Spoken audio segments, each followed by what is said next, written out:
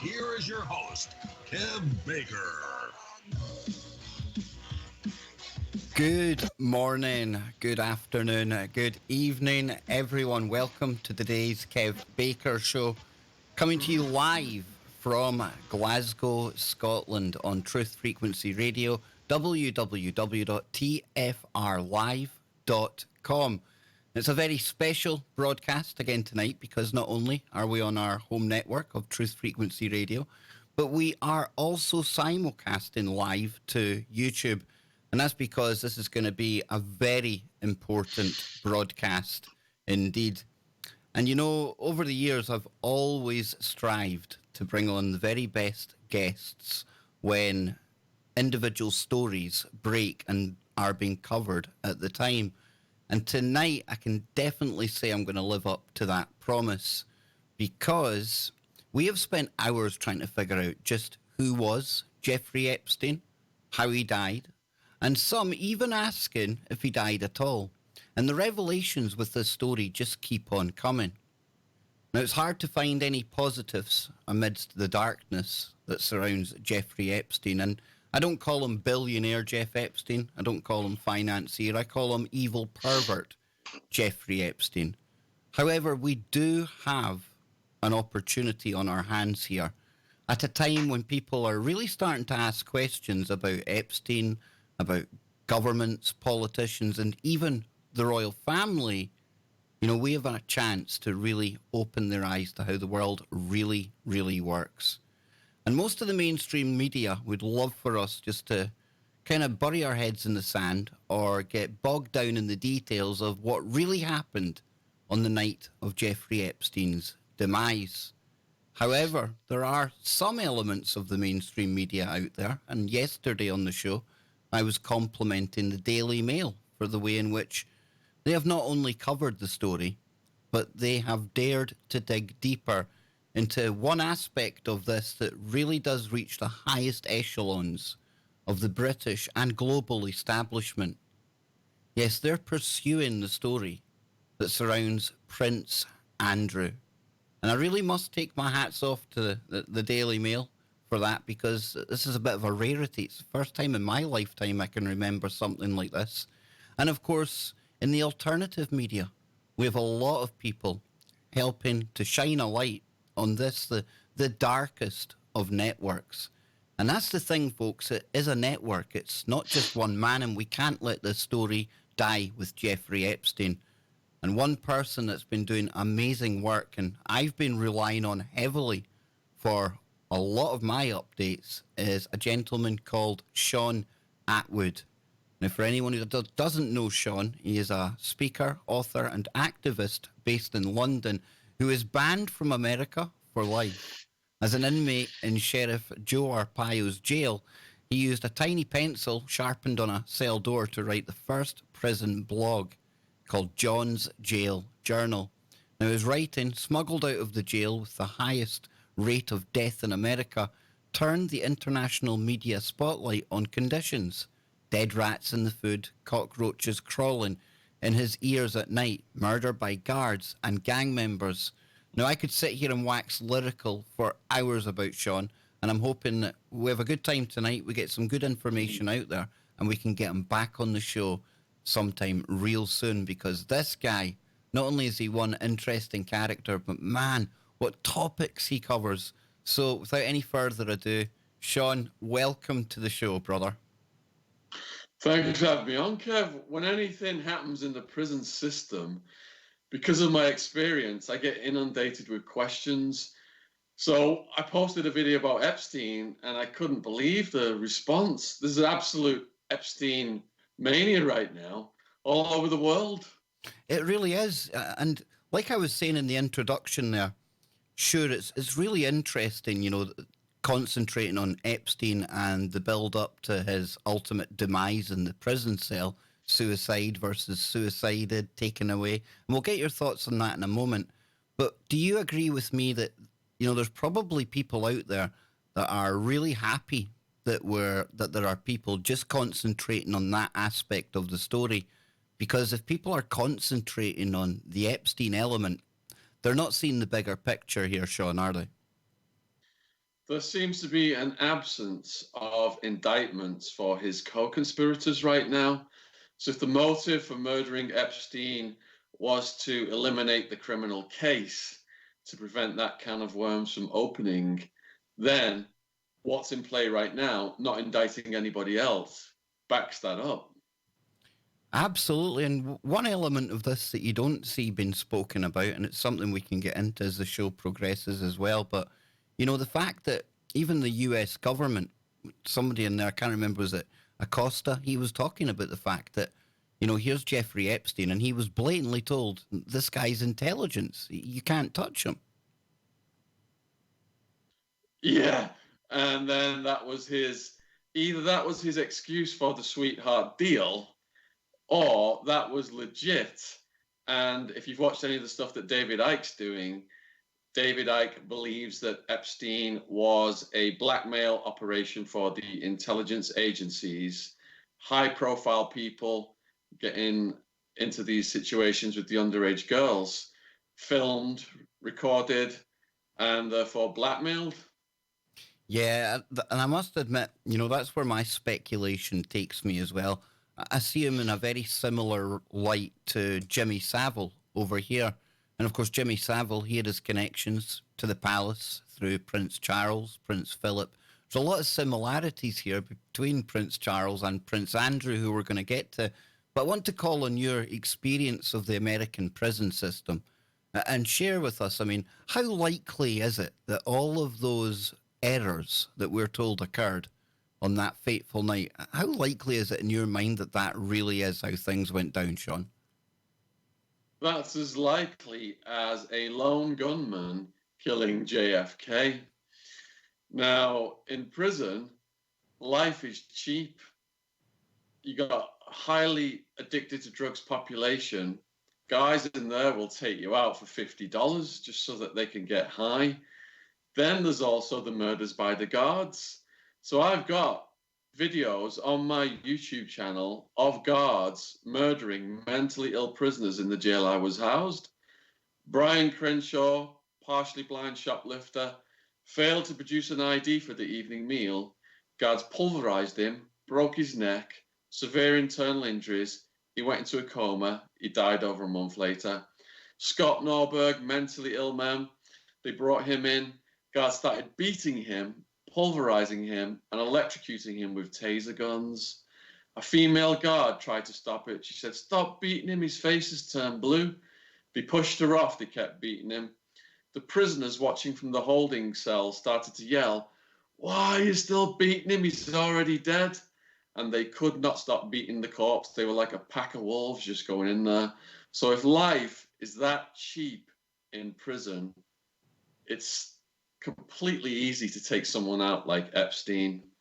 Absolutely. And, for somebody like Epstein, he's a bit of a paradox, really. And what I mean is, in one hand, you've got a billionaire, arguably, who, even if facing 45 years in jail, Shaun, he had enough money to put in the pockets of the right people to make it a 45 years that maybe me and you wouldn't have served, right? But then on the other hand, you've got him at the very lowest end of the prison kind of scale, don't you? A child pervert. How do you think that would have gone for him if he had lived, gone to trial, and gone to jail? So if he had have ended up in the general population, it would have been KOS, kill on sight. That's what it was in Arizona.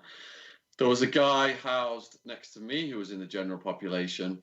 He was undercover. He was living in the cell with the head of the Mexican gang.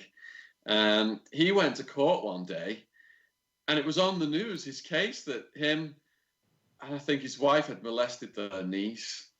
So when he came back from court, the gang members, the Mexicans, waited until a guard did a security walk. There's like a walk every 30 minutes. And then they tortured this guy, and I've never heard any sounds like it. It was like when cats fighting in the night, this guy was wailing and making these possessed noises. They timed it so that they have the full 30 minutes to torture this guy almost to the brink of death. And when he came out of that cell, he could barely walk. He was covered in blood from his head to his toes. He stumbled to the plexiglass door, pounded on it, it opened, and he collapsed. And we never saw him again after that. So that is what happens to sex offenders. That's the convict code. Now, because Epstein was so high profile, and because of the nature of his charges, he was being isolated from the general prison population. The fact that they put in a guy who'd murdered 4 people into his cell, these are the opposite poles in prison now. It's the convict code to kill sex offenders, and murderers are the most likely ones to take that into action. So the fact that they put that guy in with him, to me, that was the first attempt on his life that failed. I agree with that. I kind of called it in my show. It was like they were hoping the natural order of the prison system would kick in and it would be job done. Their hands would be clean, totally deniable. You know, okay, we shouldn't have put the guy in the cell. But it never happened. We maybe had some genuine guards who stumbled upon a murder attempt because there was a suicide attempt, murder attempt. We don't know what it was. So let me take you to what your take is then. What's your speculation as to what really happened in that cell? Okay, look how Epstein was playing the system with his money. You're allowed so many legal visits a week, and Epstein, from 8 a.m. all day long, was having visits with his legal team. He told them to file motions for double jeopardy. He believed he had a chance there. He couldn't be tried twice for the same crimes. He also had multiple legal strategies at play. With his amount of money, when all of this media interest died down, you know, he could be sentenced in a big way now, hand some money to someone, and he could be pardoned, or his sentence could be commuted down at a later date. So he had every reason to live. He'd already played the system once. I believe he was so arrogant he felt he could do it again. He even told his lawyers that he was going to see him in 2 days and he was in good spirits. How many people do you know who are so depressed that they're taking action with their lawyers in good spirits, and then 2 days later they get so depressed they kill themselves? If he was cycling down into the depression that was that low, I think that would have been obvious. So, you know, the fact that if you look at how these assassinations get taken out, people are paid to take the fall. Like when El Chapo, when he escaped from prison in Mexico, the prison director was paid to take the fall. The underlings were paid to take the fall. All those guys knew they were going to get fired from the prison, but they had so much money from helping him escape. You know, they were set up for the rest of their lives. So guards falling asleep when they should have been supervising, guards faking entries in logbooks. This all is evidence that this was a setup. So what do you think then? I mean, me personally, I think when he started to threaten to work with the district attorney and things, I think that was a crosshairs on his back. I really do. But then there's another theory that potentially he was whisked away somewhere. And it's another guest I get on, author Charlie Robinson, and he was crediting you the other night on my show for the fact that when he listened to your take on why maybe him being taken away and given a new life doesn't really make sense, he said he had to change his whole mindset on that. So what would you say to people that maybe think, or maybe you still think that yourself? I mean, maybe he is away. None of us know, Shaun. Okay, I believe that Epstein was taken out because that criminal case would have caused a massive flurry of paperwork and disclosure about all of the co-defendants, all of the accused, right up to Andrew, Prince Andrew, all these other people in the Black Book, multi-billionaires, presidents, prime ministers. these people around the world have got so much power. There's no way they could afford to allow that to happen. So by killing Epstein, that gives a clear signal to anyone else out there who's a co-conspirator to not come forward, because this is going to happen to you next. That's why I think that Madame Maxwell will be the next to go. Well, that's what I was going to actually ask you about her. I mean, we've had reportings of her being cited. We've had the whole book review that really, I don't think it stands up to scrutiny. I think she's keeping her head down right now. But do you think she's going to turn up dead somewhere? Do you think she's going to face justice? Or could she be one that just slips away into the night? I'm assigning the highest probabilities to death. The book review, the sightings, I believe, are complete hoaxes. If you read the book review, there are words spelt with a Z instead of an S, like realized. People from London don't spell realized with a Z; they spell it with an S. So that's a complete fake. And it's a great publicity stunt for the people who have published that book, because that book has become a bestseller overnight. So if she gets apprehended by the authorities and she's offering to cut a deal, she's an equal threat then to the powerful people, the co-conspirators, as Epstein was. So they've got just as much reason to take her out as they had to take him out. Now, it would suit their purposes even better if she just went completely missing and they took her out beforehand, so there wasn't all this publicity around it. Absolutely, because, I mean, when you look at those 2008 documents, I mean, she is so guilty. You know, she's guilty in the trafficking. She's taking part in rapes. And really, she should be, you know, the world's most hunted person right now, whether that's happening in reality or not. I was listening today, Shaun. They still haven't raided Epstein's New Mexico manor or his mansion out there. It's just mind-boggling, some of the stuff going on around this case.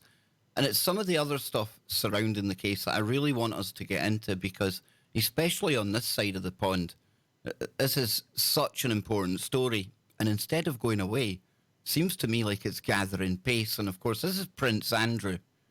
Now, Prince Andrew, he's a long-time associate of the dead pervert, or maybe alive, Jeffrey Epstein. And, you know, he's somebody that, by the sounds of it, he's not giving two hoots. You know, anyone else with any kind of emotions, we know the royals are defunct of them, but they would be panicking. This guy's away, he's playing golf, he's sunning himself in Spain. I mean, what do you think is going on there, man? It's called elite deviance. When you have so much power and so much wealth, you believe that you can do anything and absolutely get away with it and never face the consequences. And he's probably right. Look at the Clintons.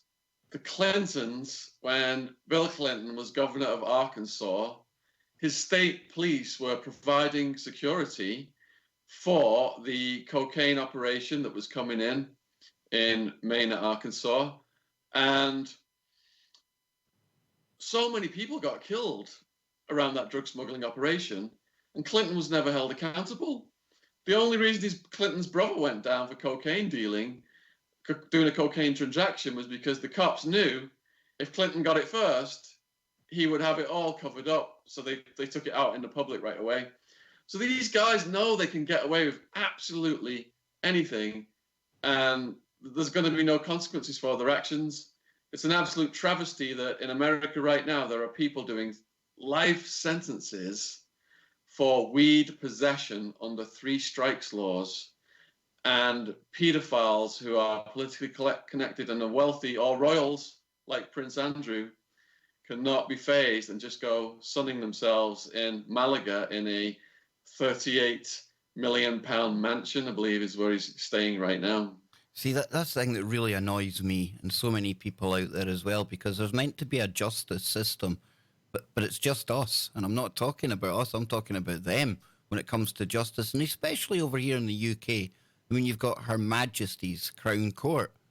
Not exactly going to be any kind of fair trial if you were to get Andrew in there in the first place. But, I mean, I was hearing you talking about your sources and the fact that They were saying there was almost a very interesting showdown or a crisis up here in Scotland at Balmoral Castle. This is quite interesting because you talk about Prince Philip, and we know Prince Philip was one time close friend of Jimmy Savile, who in my mind is just the British version of Jeffrey Epstein. So what was going on at Balmoral? What's happening in the royal household right now? Because they must be in full panic mode, even if Andrew's not. Well, what I was told was that Andrew and Fergie were up in Balmoral, and the Queen went to church. Andrew was next to her to show her support.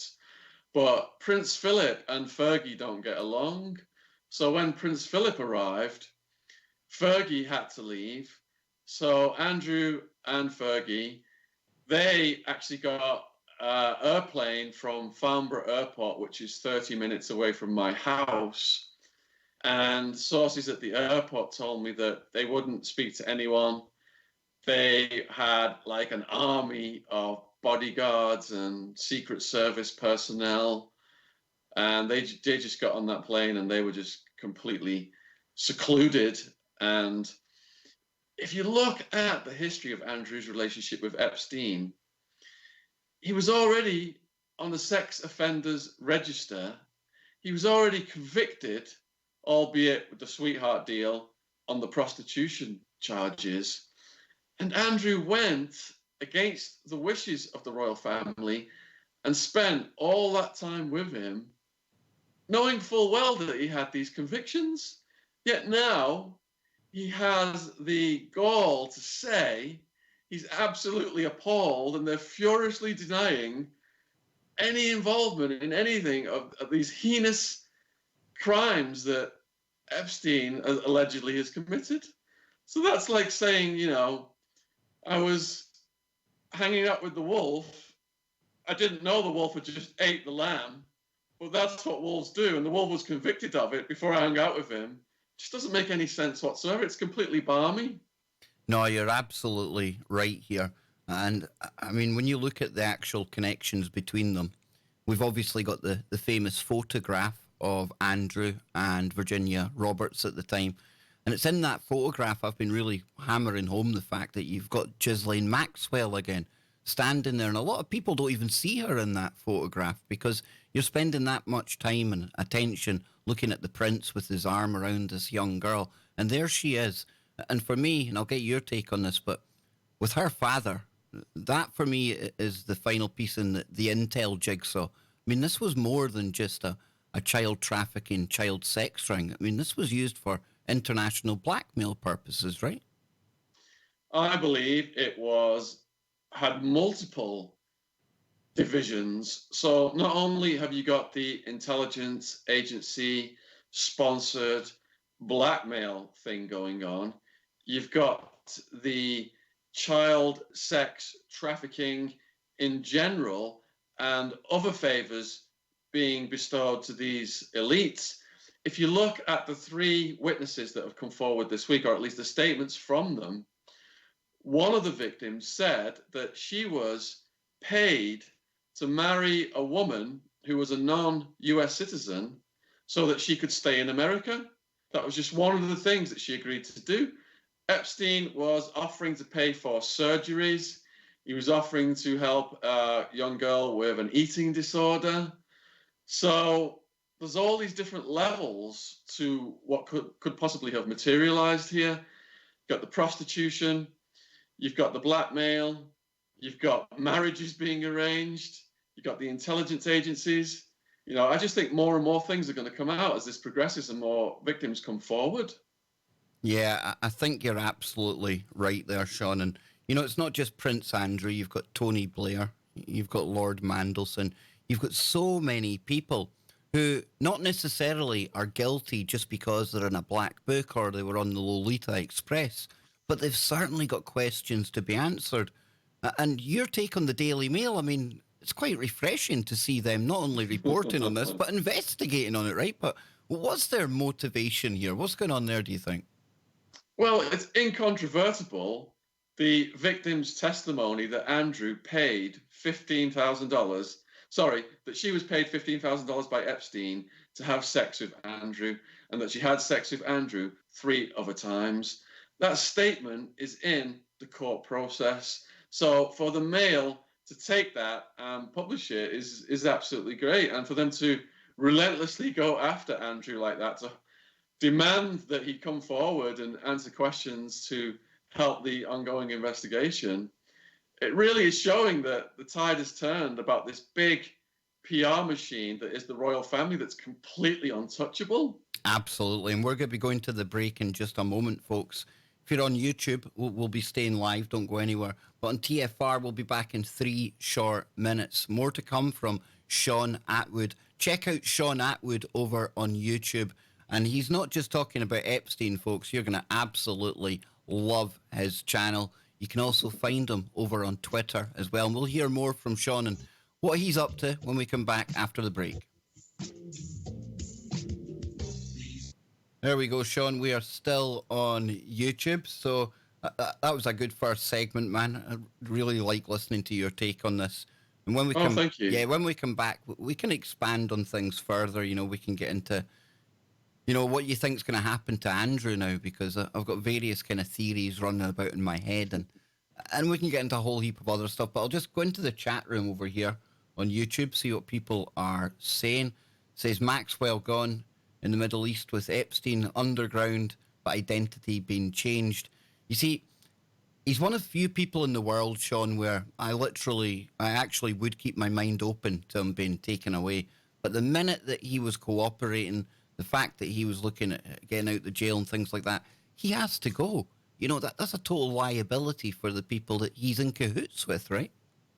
Yeah, it is. I mean, his net worth was $500 million.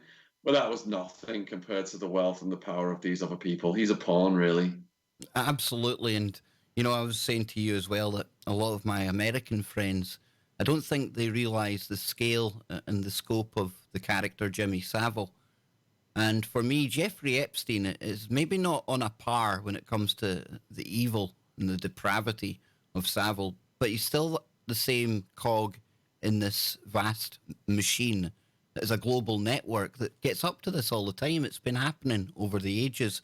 You've spoke to David Icke. I've spoke to David Icke. The horrible thing is, Shaun, there's nothing new about this, right?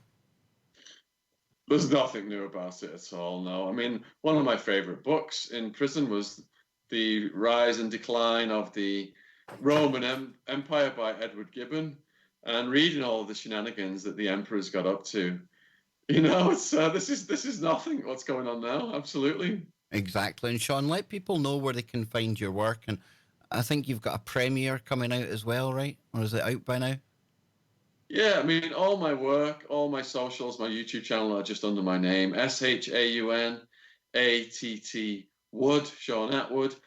I interview someone every week on YouTube for about 2 hours on my true crime podcast, which is doing really well right now.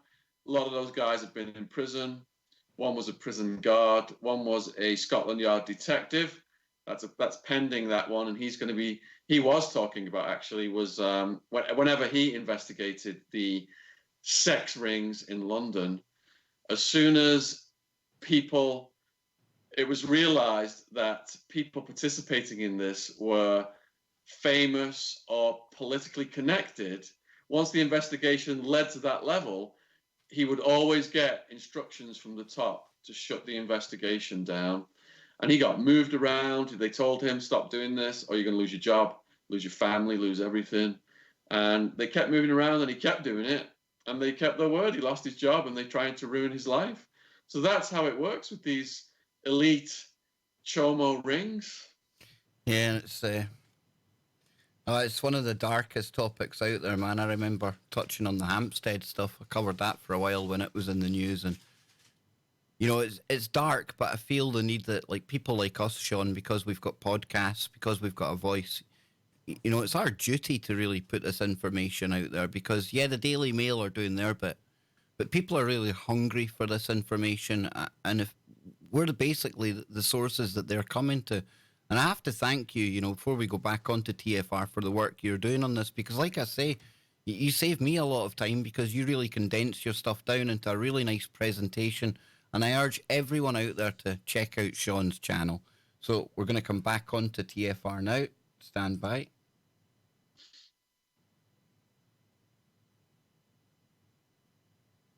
There we go. We are back. We are live. Shaun Attwood is my very special guest today. We're talking about the Prince, the Perp, or the Perv, and a typically royal scandal. So before we get back into it, Shaun, let people know again where they can follow you to keep up with your work, man. Yeah, all my socials and my YouTube are under my name, Shaun Attwood, ATT Wood. I've got 11 books now on Amazon, available worldwide. My book, American Made, was a bestseller. That's about Barry Seal, who was flying in cocaine for the CIA to Mena, Arkansas, under the protection of Bill Clinton. And that was under George H.W. Bush, who was running that program with Oliver North. And on my YouTube channel, I've got the True Crime podcast every week, 2-hour interview with someone on the front line of true crime. Yeah, your true crime stuff. This is why I'm really, really keen to get you back on when you come back after your little break. So there's so much I would love to pick your brain on. There really is, Shaun. We could speak for hours on end. I feel quite a kind of a synchronicity with you. You know, there's a lot about your life, a lot about my life. Definitely sync up, and I'm really enjoying talking to you so far. And I hate to say that because we're talking about some of the darkest topics here. Talking, like I say, about the Prince, the Perv, and a crisis at the palace. And in your lifetime, can you remember anything like this, you know, rocking the palace? I think I would have to go back to, you know, the death of Diana, maybe. The death of Diana, definitely. But you've got to think back then, there was hardly any social media like there is today. So the mainstream media pretty much controlled what everybody thought, and they were just manipulating the hell out of people. That's become the dinosaur media.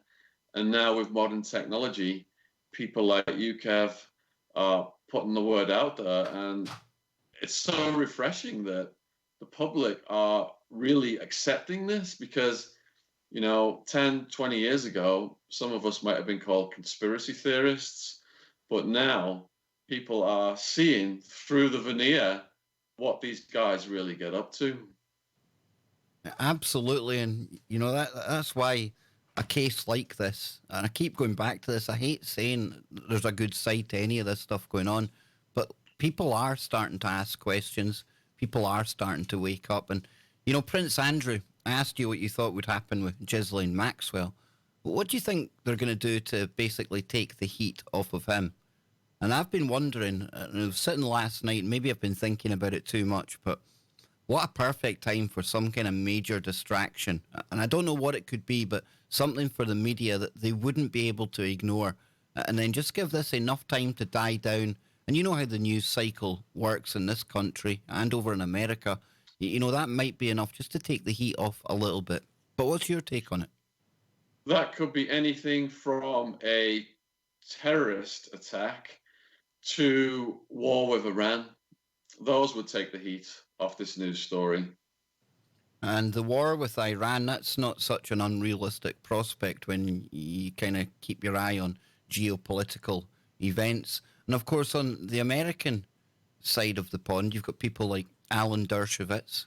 I mean, he's been accused of heinous acts as well, yet he seems to be treated like some kind of a celebrity that does the rounds on all the main news, all the big TV shows.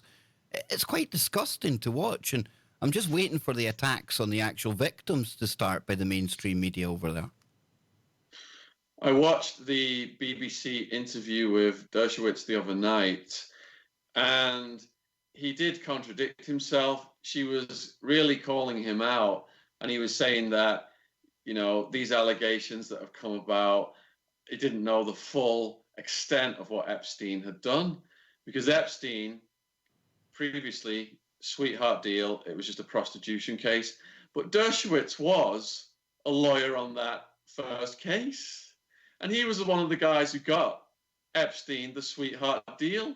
And he even said, when she asked him, did he tell you anything that, you know, clients sometimes tell attorneys? to indicate the extent of things. And he said he did tell him stuff, but he would have to take that to his grave because of attorney-client privilege. So I thought she did a good job showing him for the doublespeak that he was putting out. Yeah, that's a very good point, right enough. And, you were saying during the break, and the TFR audience might not have heard this, but, when it comes to big cases like this, and you get good police trying to investigate things and stuff like that, and we've seen a recent high-profile case over here where somebody accusing a VIP paedophile ring ended up getting 18 years in jail. I mean, how do these cases typically go when it comes to the legal system, Shaun? So I interviewed a Scotland Yard police detective recently, and that true crime podcast will be getting published on YouTube in September. And he said he was assigned to Vice, and he wasn't just out there, just rounding up prostitutes. He was trying to get a full understanding of the situation. So he would speak to the girls. He was making sure they weren't getting harmed. If they were getting harmed, he'd try and prevent that. But he started to notice underage girls on the streets. So what he did was he filed reports on these underage girls, and he asked the older prostitutes if they would go to court and testify, and he built up such good relationships with them. He had all these people from the streets willing to testify to try and get these underage girls off the streets. And he's building up case after case after case. Now, over time, he learns that these underage girls they're coming from care homes, and either the care homes are pimping them out, or they're running off at the weekends and getting high and getting drunk and prostituting themselves. But monitoring the clients over time, the clients that he started to notice were famous people, were politicians, were business owners, and people who had powerful connections. So whenever the investigation was showing these results and coming to a climax and arrests were going to be made, the order came down from the top to shut the investigation down. Now, they tried to stop him from doing this stuff by moving him around, and everywhere he went, he kept doing it. And they said to him, look, if you keep doing it, you're going to lose your job, you're going to lose your family, you're going to lose your house, you're going to lose your life, you're going to lose everything, basically. And that's exactly what happened to him. He lost his job, lost his house, they disrupted his family life, they criminalized him. He had two sons at home, an older son and a son who was in his teens.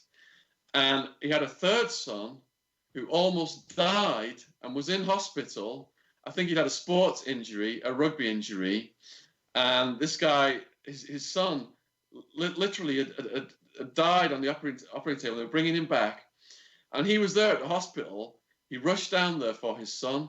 So the police charged him for not being at home supervising his teenage son, leaving his teenage son unsupervised. They also went through all of his emails and found an email where he talked about a drug. And they said that he'd done a drug deal based on that email. So they charged him with doing a drug deal as well. And that was the email was sent in his capacity as a policeman. When you charge people, when you criminalize them, they are then useless in court as witnesses. Epstein's first case, what did they do? It was a prostitution case. What did that make the victims? Prostitutes. If they get in court, who's going to believe them then if they're prostitutes? This is how it works. Criminalize the victims, criminalize the witnesses, or kill the witnesses, and there is no case. Very, very, very well put. And that is something, I'm still waiting to watch the attacks on the witnesses and the people the victims, let's not call them witnesses, these are victims at the hands of these predators, and I'm sure they'll find a way of burying this story somehow, because like we've been talking about, that's how it works at these highest levels of power. It's one rule for us and another rule for them. And, this is, and I've seen you calling it in your video series, Shaun, the royal scandal of the century. And for me, the royal family, they're outdated. We don't even need to get into the fact they're not even British in the first place. But in reality, I mean, 6 months down the road from now, it's going to be business as usual for the royals, right? I fully believe it will be business as usual for the Royals 6 months from now. I don't think that we will ever see Andrew behind bars being held accountable for having sex with a trafficked girl. It's sad, but like you said it, one law for them, one law for us. And we've had David Icke. He's made claims about Ted Heath, Jimmy Savile for years before anybody knew anything. And I sometimes wonder, if people had taken him more seriously back then. But then you look at the bigger picture, and I think that's probably a big aspect of the kind of trolling and the hate campaign that Icke has faced over the years. That determined kind of effort to make people think of him as just purely the reptilian guy. Because if you think of him as that, then you don't listen to the Ted Heath stuff and all the rest of it, right? Yes, if you pick at one little thing that he talks about, that does not discount everything else. And that's what the royal family are doing now. Yeah. They're picking at certain allegations that were made of Andrew being in a certain place at a certain time and saying that couldn't possibly be true because of the royal manifest, whatever it's called. But they're not addressing, his arm around this girl and her allegations. They're just picking away at little parts. David, I discovered him in prison. I was in maximum security Madison Street Jail, Phoenix, Arizona. This was back in about 2003. And a guy who was facing a life sentence shoved a night book under my door and said you need to read this. And it was the Alice in Wonderland 9/11 one. And because I'd been trading in the stock market around the time of 9/11, and I saw the options trades go through before 9/11, betting the airlines were going to go down. And then Ike's book really put it all into context, because that was my initial waking up, was seeing these trades going through. It was reported on the news. It had to be the terrorists. They're the only ones that knew. And then it completely disappeared out of the news because it was traced back to a bank that had ex-CIA guys were running that investment bank. So that tells you everything right there. But it was in Ike's book. It really spelt it out. I was speaking to my first podcast guest, Jamie Morgan Kane, the other day, and he said that they actually, in California prison, they actually have a reading group where they study Ike's books and they have discussions about them. So next time I see David, I'm going to tell him that, because I don't think the profound effect he's having on people all over the world, I don't think that he fully gauged that when I told him, when I saw him last time. That's amazing, Shaun, it is. But, that is a testament to his work. And I've been reading from his book this week. And, of course, he quotes so many other sources, both present day and from ancient sources as well, which really adds to the evidence that he's putting forward. And I loved one of his recent videos where he was talking about social media and things, and he was talking about how he just doesn't give a damn what people think about him anymore. And I think that's really important nowadays, especially, for people like us and people in general, because so many, people focusing on all the wrong things and getting bogged down in the trolling and everything else. But really, in the end of the day, who gives a damn?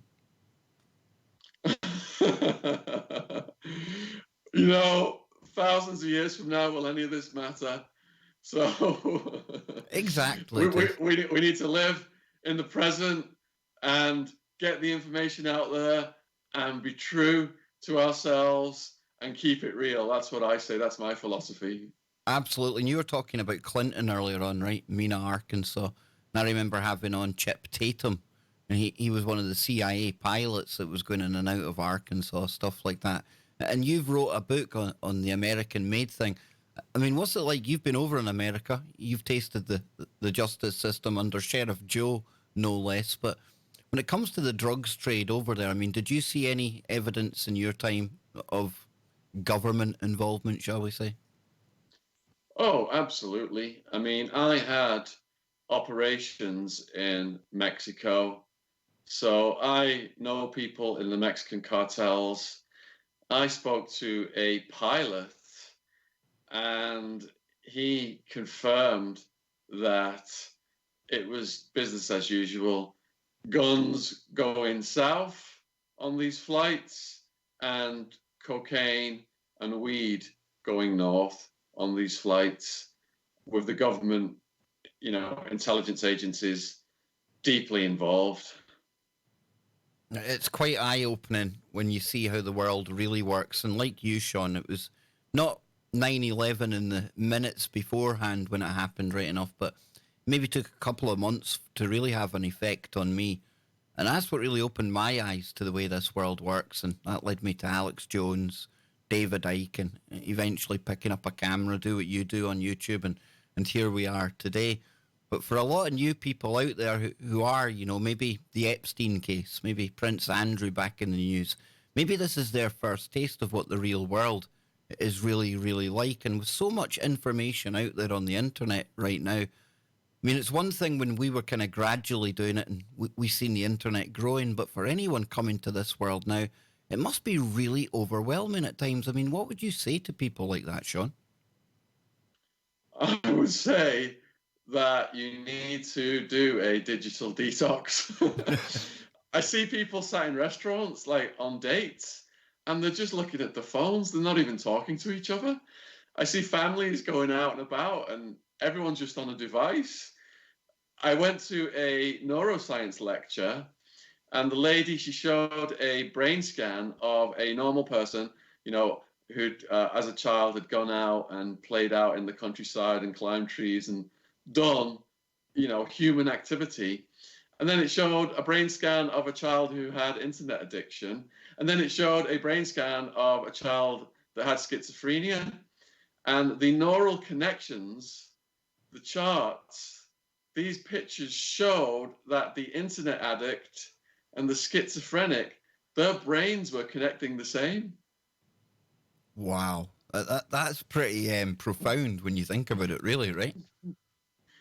Yeah, it's good to take time off all of this technology because it's designed to overstimulate the brain, and it's a form of addiction.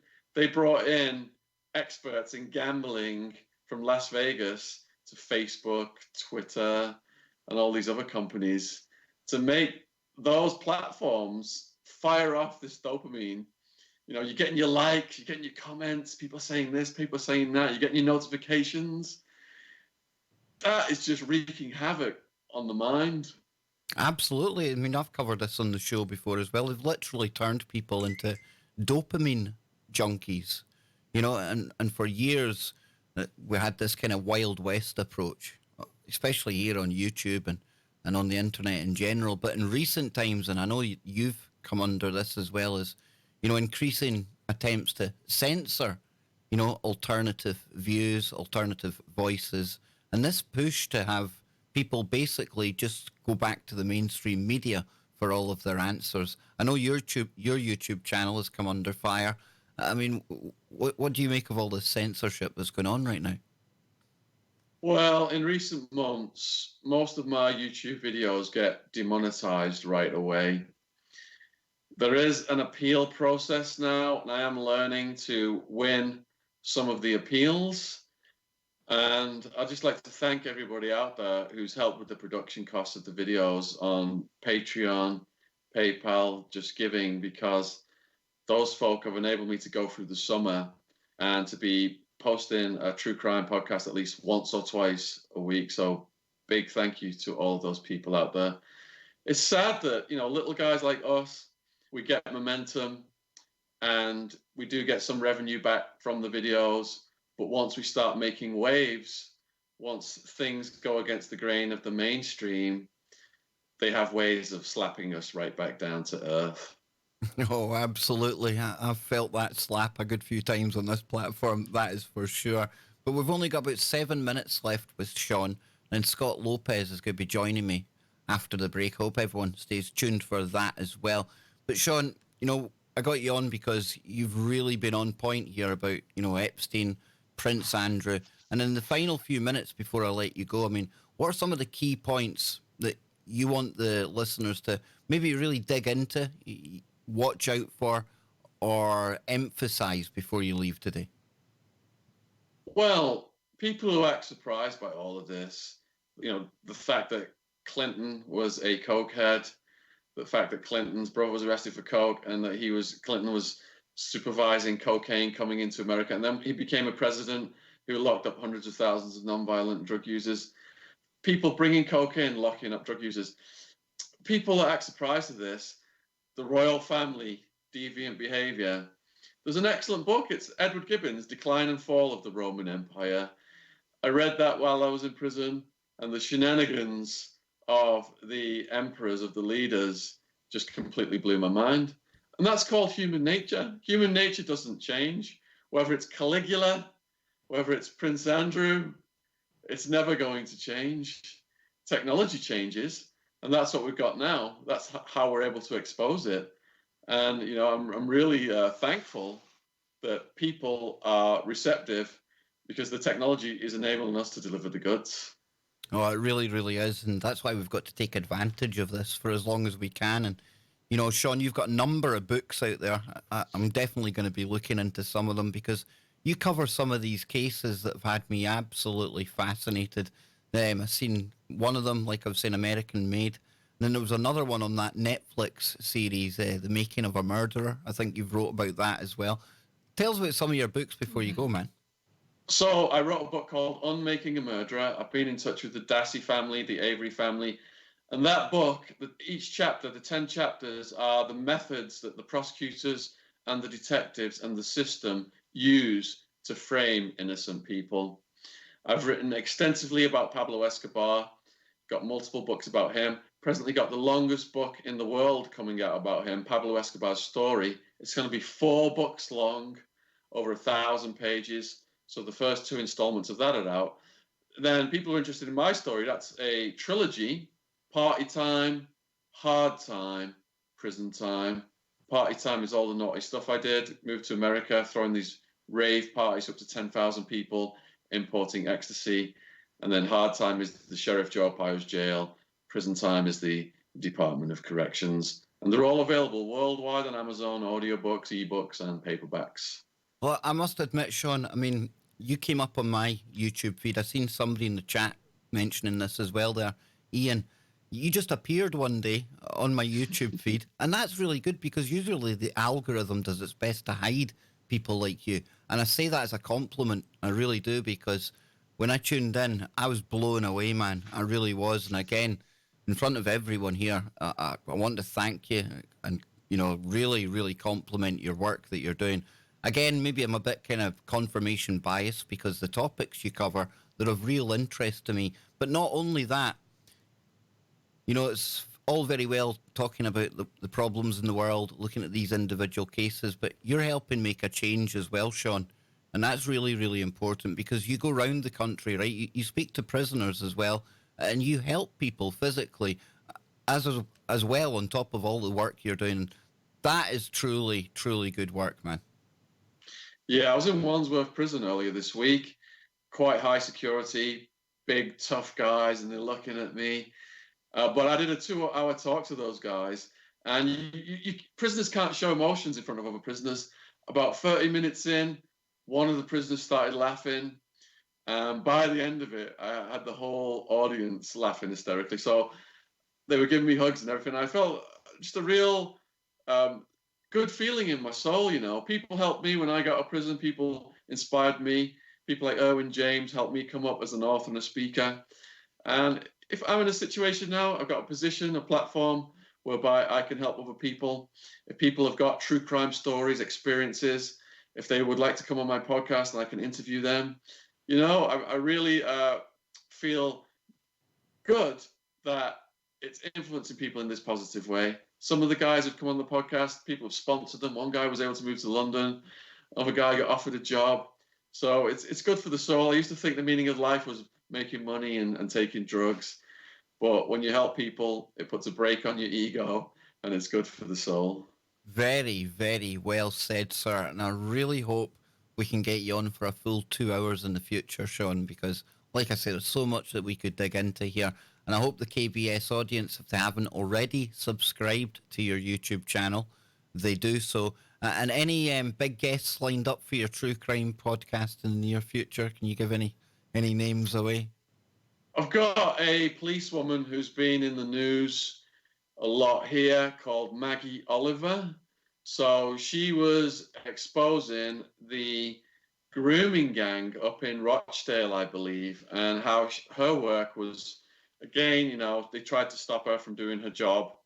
So that should be a really good one coming up.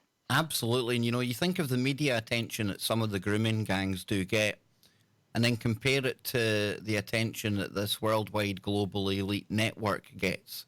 And for me, class doesn't come into these crimes, nor does religion, nor does anything else. These are evil, sick perverts.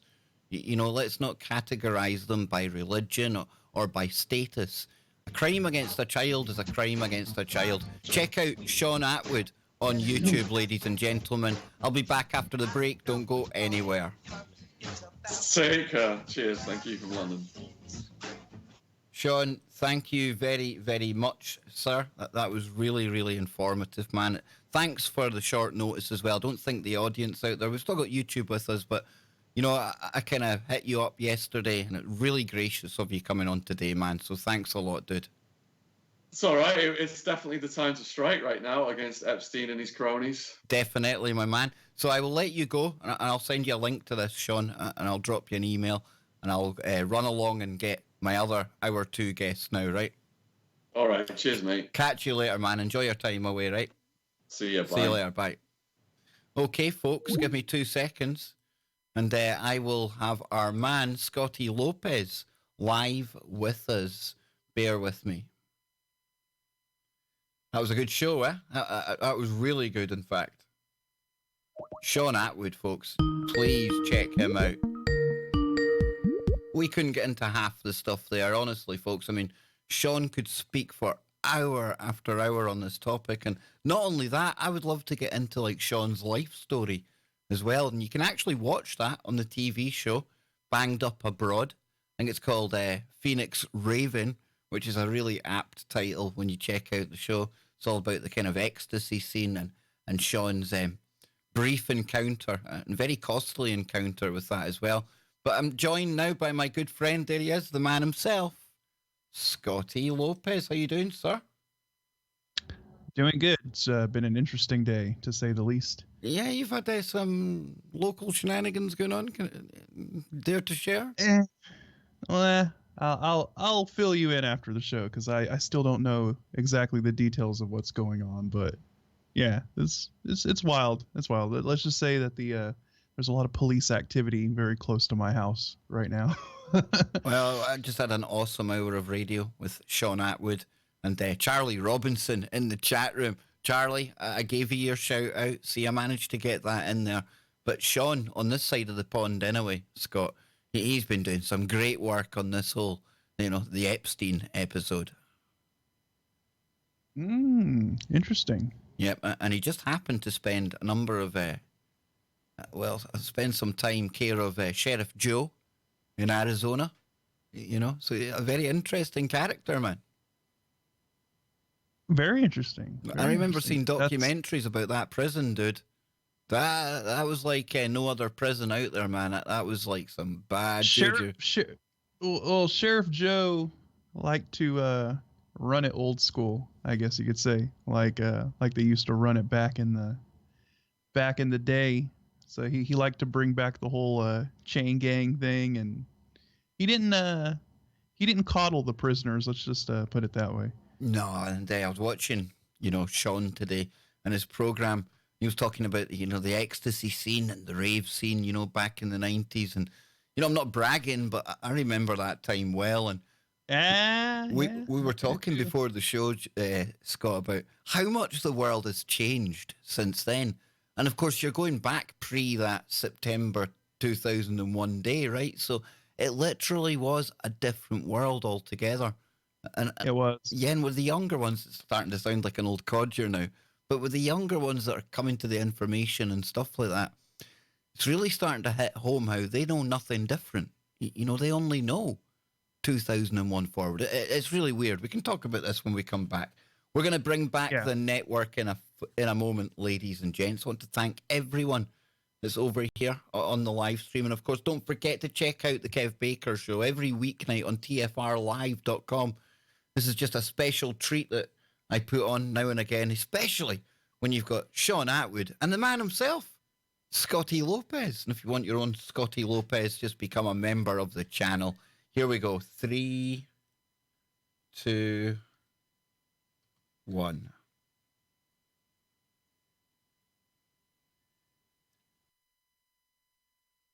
Welcome back, ladies and gentlemen. Hour number 2 of today's broadcast of the Kev Baker Show right here on tfrlive.com.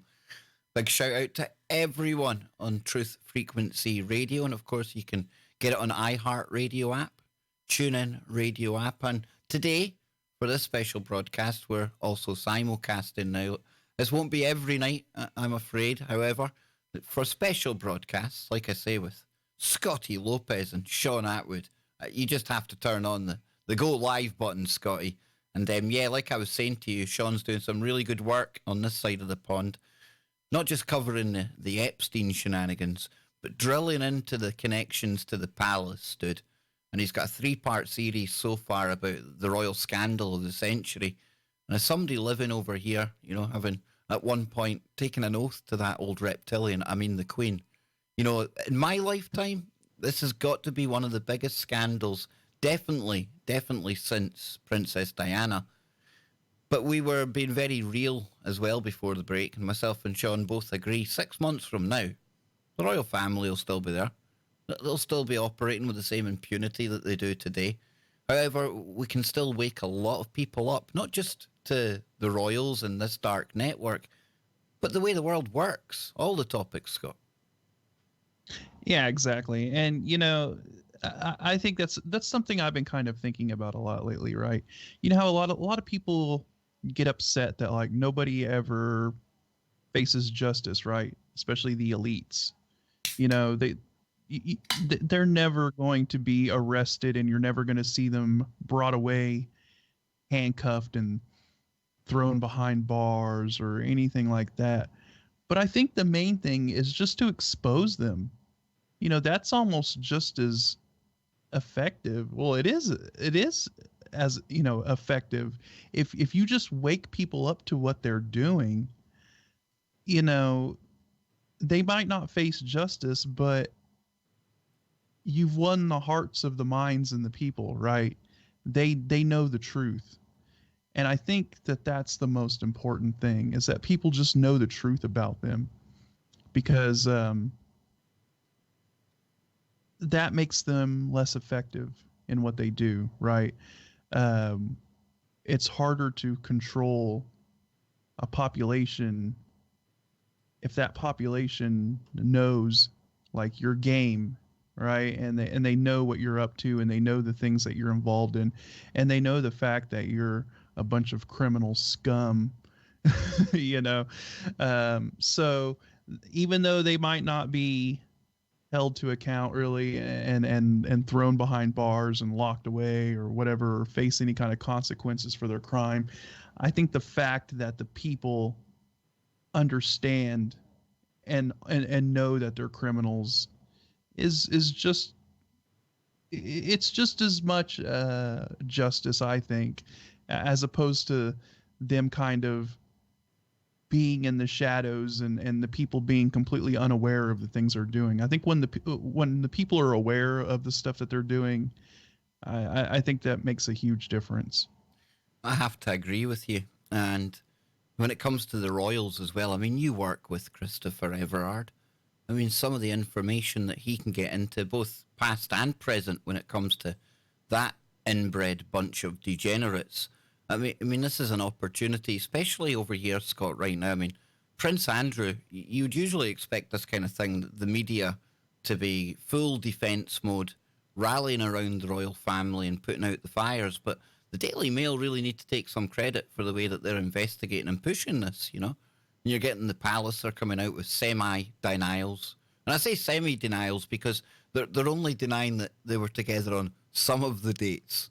You know, they're not denying all allegations, but we'll deny some of them. So that royal family, I mean, Everard, I think he was the first one that really opened my eyes to the fact that they're not even British in the first place, Scott. No, I keep forgetting the last. It's like Saxa, Gotha, Coburg. Gotha, Coburg, something like that. Yeah. Germanic, anyway. And they decided, you know, people might start getting a bit pissed if we keep this German name. So why don't we just pick, like, Windsor, the House of Windsor? And that's literally where it came from, folks. And then Everard as well, he's showing the Queen being taught the Nazi salute and stuff like that. You know, was it the mid-30s before World War II? These are not good people, ladies and gentlemen. They're not. And there's still some people in the UK, they're so kind of steeped in this royal tradition that any talk of Andrew, any talk of any of them in a bad light, Scott, they just absolutely stick their fingers in their ears and nah, they can't hear it. And it's crazy, dude. It's crazy because this is a family that, you know, think of the bloodshed and things that they've caused over the ages, man. I mean, we focus on events like shootings and terror attacks. Yet there's a family there that have, like, genocidal numbers on their hands. And yet we all kind of pay taxes, keep them in nice big palaces all year round. It is absolute lunacy, dude.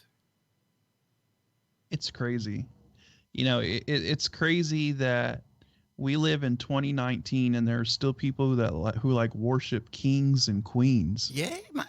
Think about that. I mean, think about that. You know, you think of kings and queens and royalty, and you immediately like start picturing like medieval times, right? Like way back in the day. And there's still people who like worship that.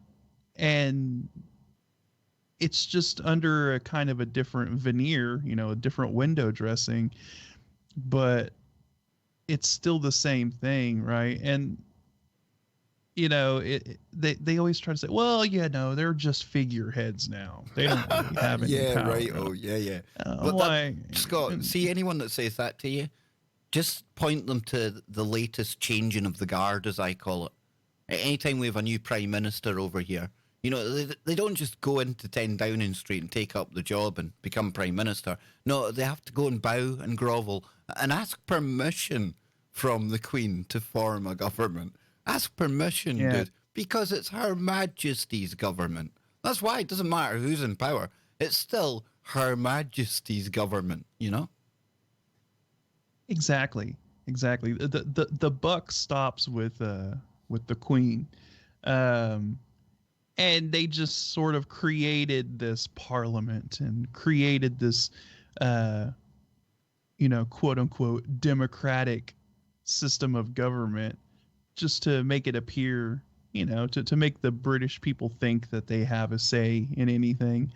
But like you said, anytime there's a prime minister that is, well, quote unquote, voted in or whatever, they have to go up to the palace and they have to have the blessing of the Queen.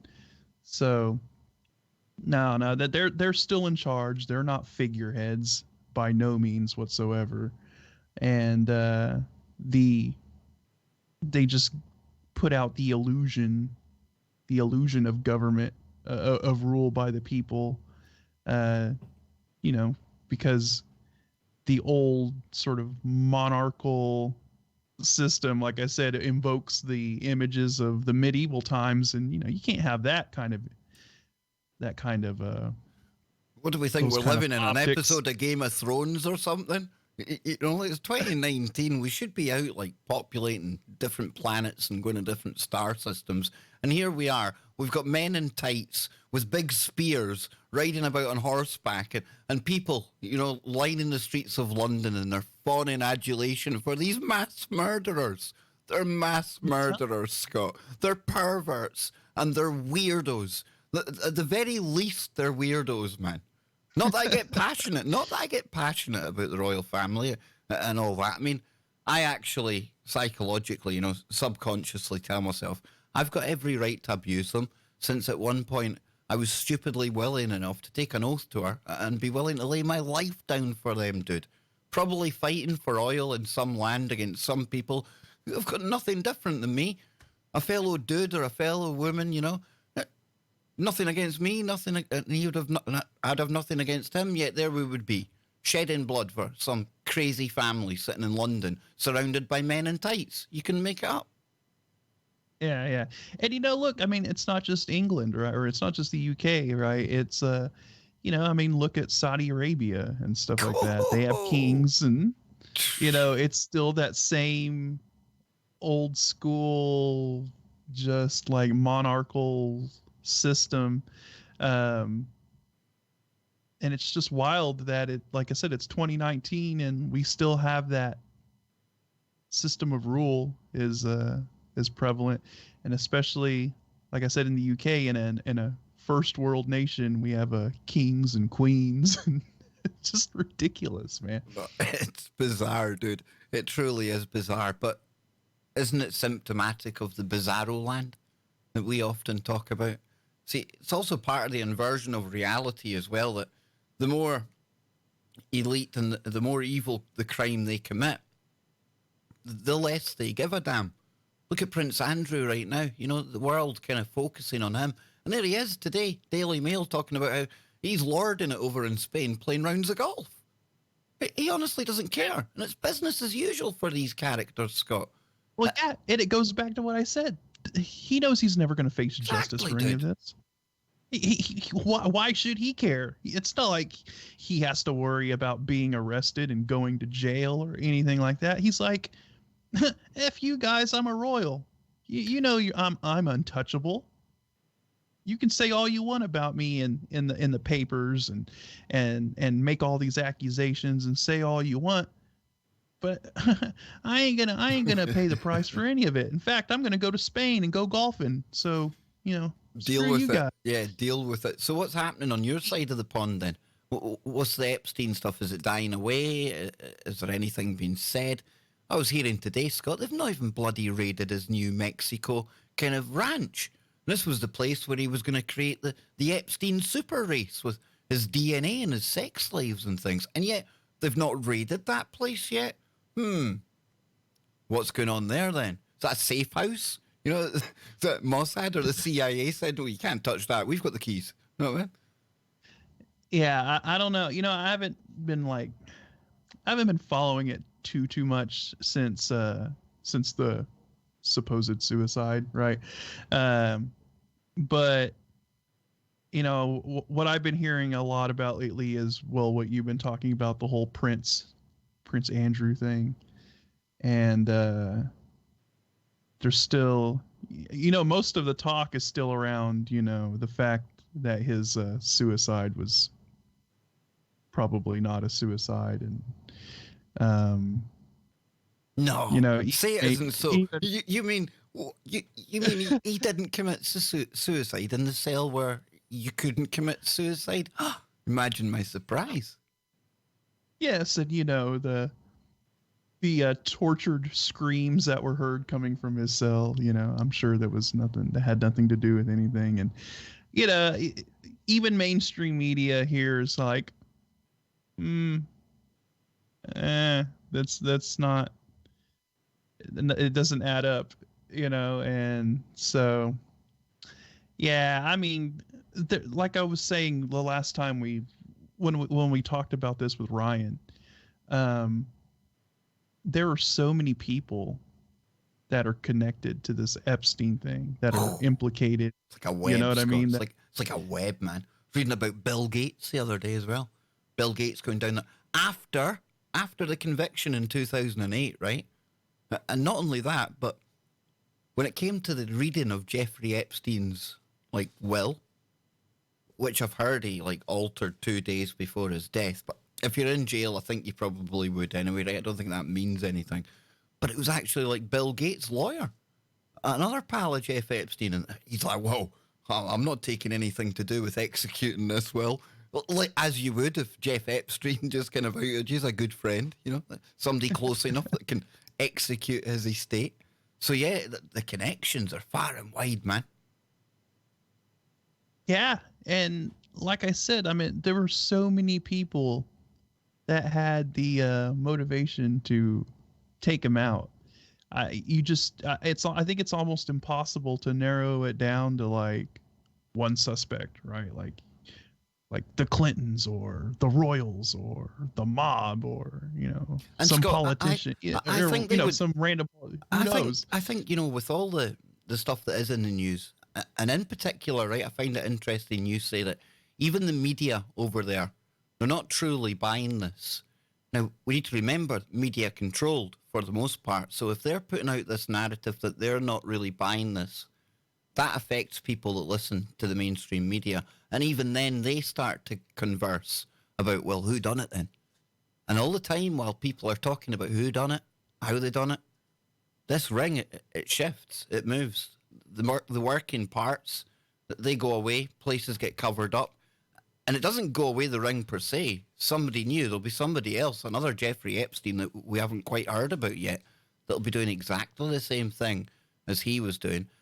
All the while, everyone distracted as the game of internet Cluedo intensifies. Who done it? The Clintons with an ashtray in the jail cell. He hung himself with an ashtray, Scott. He hung himself with an ashtray, but bang to the head. Yes. Yeah, yes. And that's why I say we shouldn't really be focusing too much on the death and how it occurred anymore. That ship is sailed long ago. The fact of the matter is that it didn't go down the way they said, and he's gone. He's out of the picture. And so, I mean, that's really all you need to know at this point. Trying to, like you say, play internet Clue and play Facebook CSI is not going to change anything. Seen a new one really. on YouTube the other day, dude. Usually I call it like the Facebook forensic teams. I seen somebody on YouTube, and I'm not even going to give him like the credit of mentioning his name. He's now a handwriting analyst. Yes, that's right. Signatures, looking at signatures on things, handwriting. Dude, it's quite comical. It really is, because in the end of the day, no matter what evidence we think we may be investigating, we have to wonder why we're seeing it in the first place. And in the end of the day, the reality is that none of us know the truth. And in a case like this, it's going to be very hard to get anywhere near that actual series of events that happened that night. And like Scott's saying, the important thing is we use this to show people and educate people about how this network is the underbelly of the octopus of global control. Like Charlie describes it, that this is the dark thread, Scott, as I call it, that binds them all together, dude. Yeah. Yes, it is. This is just one kind of tentacle, in this. I like that. In this. Yeah, it is. It's just one tentacle in this sort of ring of debauchery and weird crap that the elite are into, right?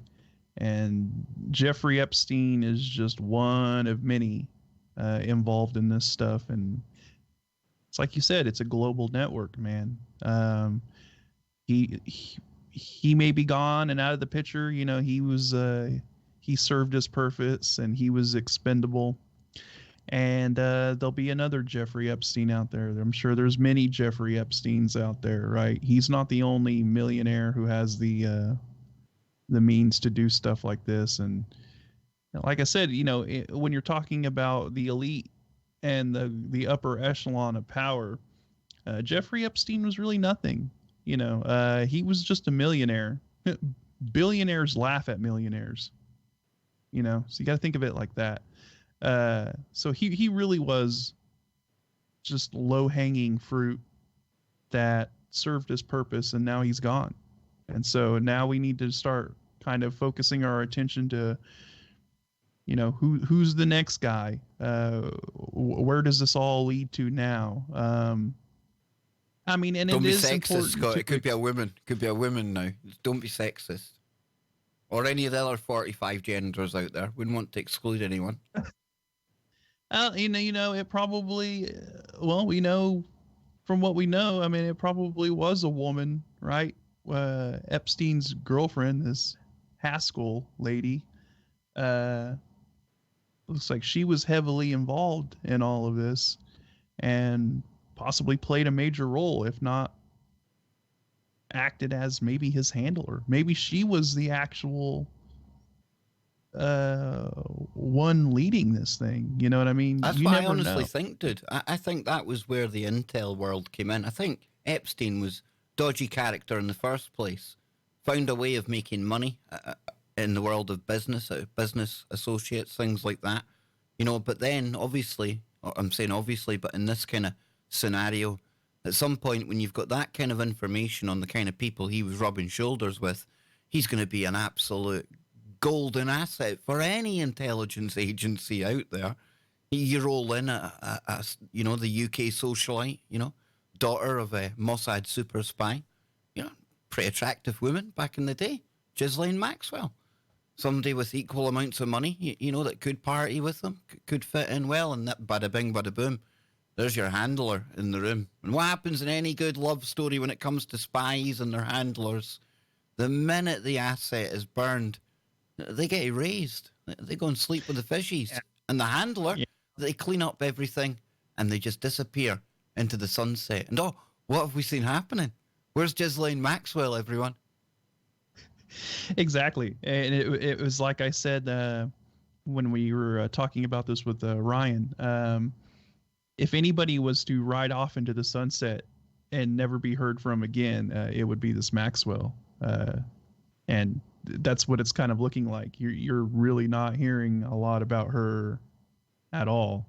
It's just all of a sudden, she's kind of gone out of the picture. And yet those 2008 documents, what I call the first domino in the series of events that led to Epstein meeting his fate in that prison cell, those documents from 2008 that were unsealed, I mean, that was all to do with Maxwell. I mean, she was just as guilty of all the crimes as your man Epstein was, yet total immunity back in the day. How do you do that? It's not like she had turned evidence against him. That would usually get you an immunity deal. No, she got to sit pina colada on the beach, on the yacht, That's what happens when you're an intelligence asset, right? You get to do stuff and people just kind of turn a blind eye, right? Because you're out there doing your duty as a spy or whatever. Yeah. So there you go. There's another reason why he was killed, probably because you start throwing intel agencies into the mix too, and they have a pretty solid history of executing people, right? So that's just another. You've got that prosecutor, right, from the 2008 thing. Is it Acosta? Is that his name, Scott? And he's been talking lately about, or back in the day when it was all going on, he was saying he was told Jeff Epstein's an intelligence asset. You can't touch him. This wasn't your ordinary kind of ring and network, folks. It truly wasn't. Yes, it was there to serve the elite. And like I say, I think there was some nights, some parties, some days where the cameras were 110% meant to be switched off. The days the Royals were there, the days the Clintons were there. You get the picture. But then there was other people, just slightly less hanging fruit, lower hanging fruit that they needed dirt on, get the cameras on.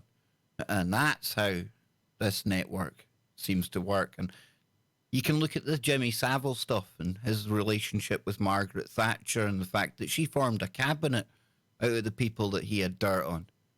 This is how power works. It's power corrupts, absolutely, they say, Scott, but when we're talking about these level of shenanigans, this goes beyond power into the realms of the metaphysical and the multidimensional and the whole bloodlines aspect of the thing that I was touching on last night.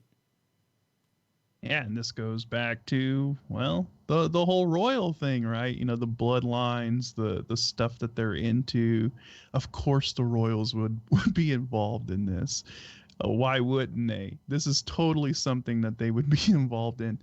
And you're right. I mean, this gets into the weird kind of esoteric stuff that they're into. The Everard kind of stuff, man. Yes. The Everard, the Everard kind of stuff.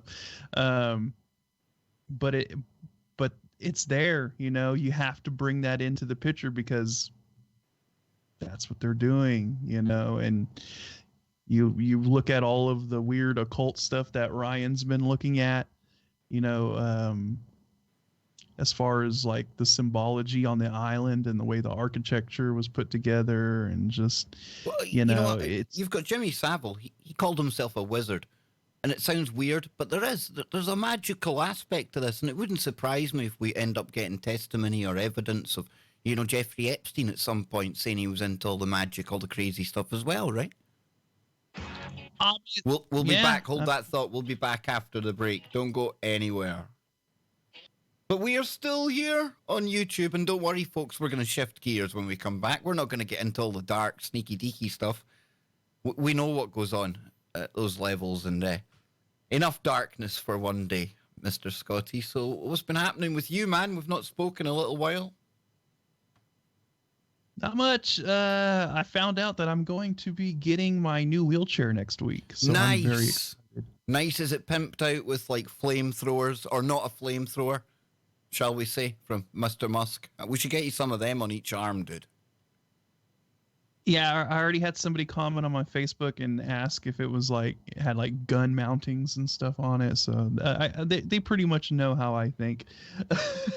But no, I don't know. It should be pretty nice. I can't wait. I'm pretty stoked about it because this current wheelchair I have is not very comfortable. It's outlived its life, and it's Patrick needs the upgrade, man.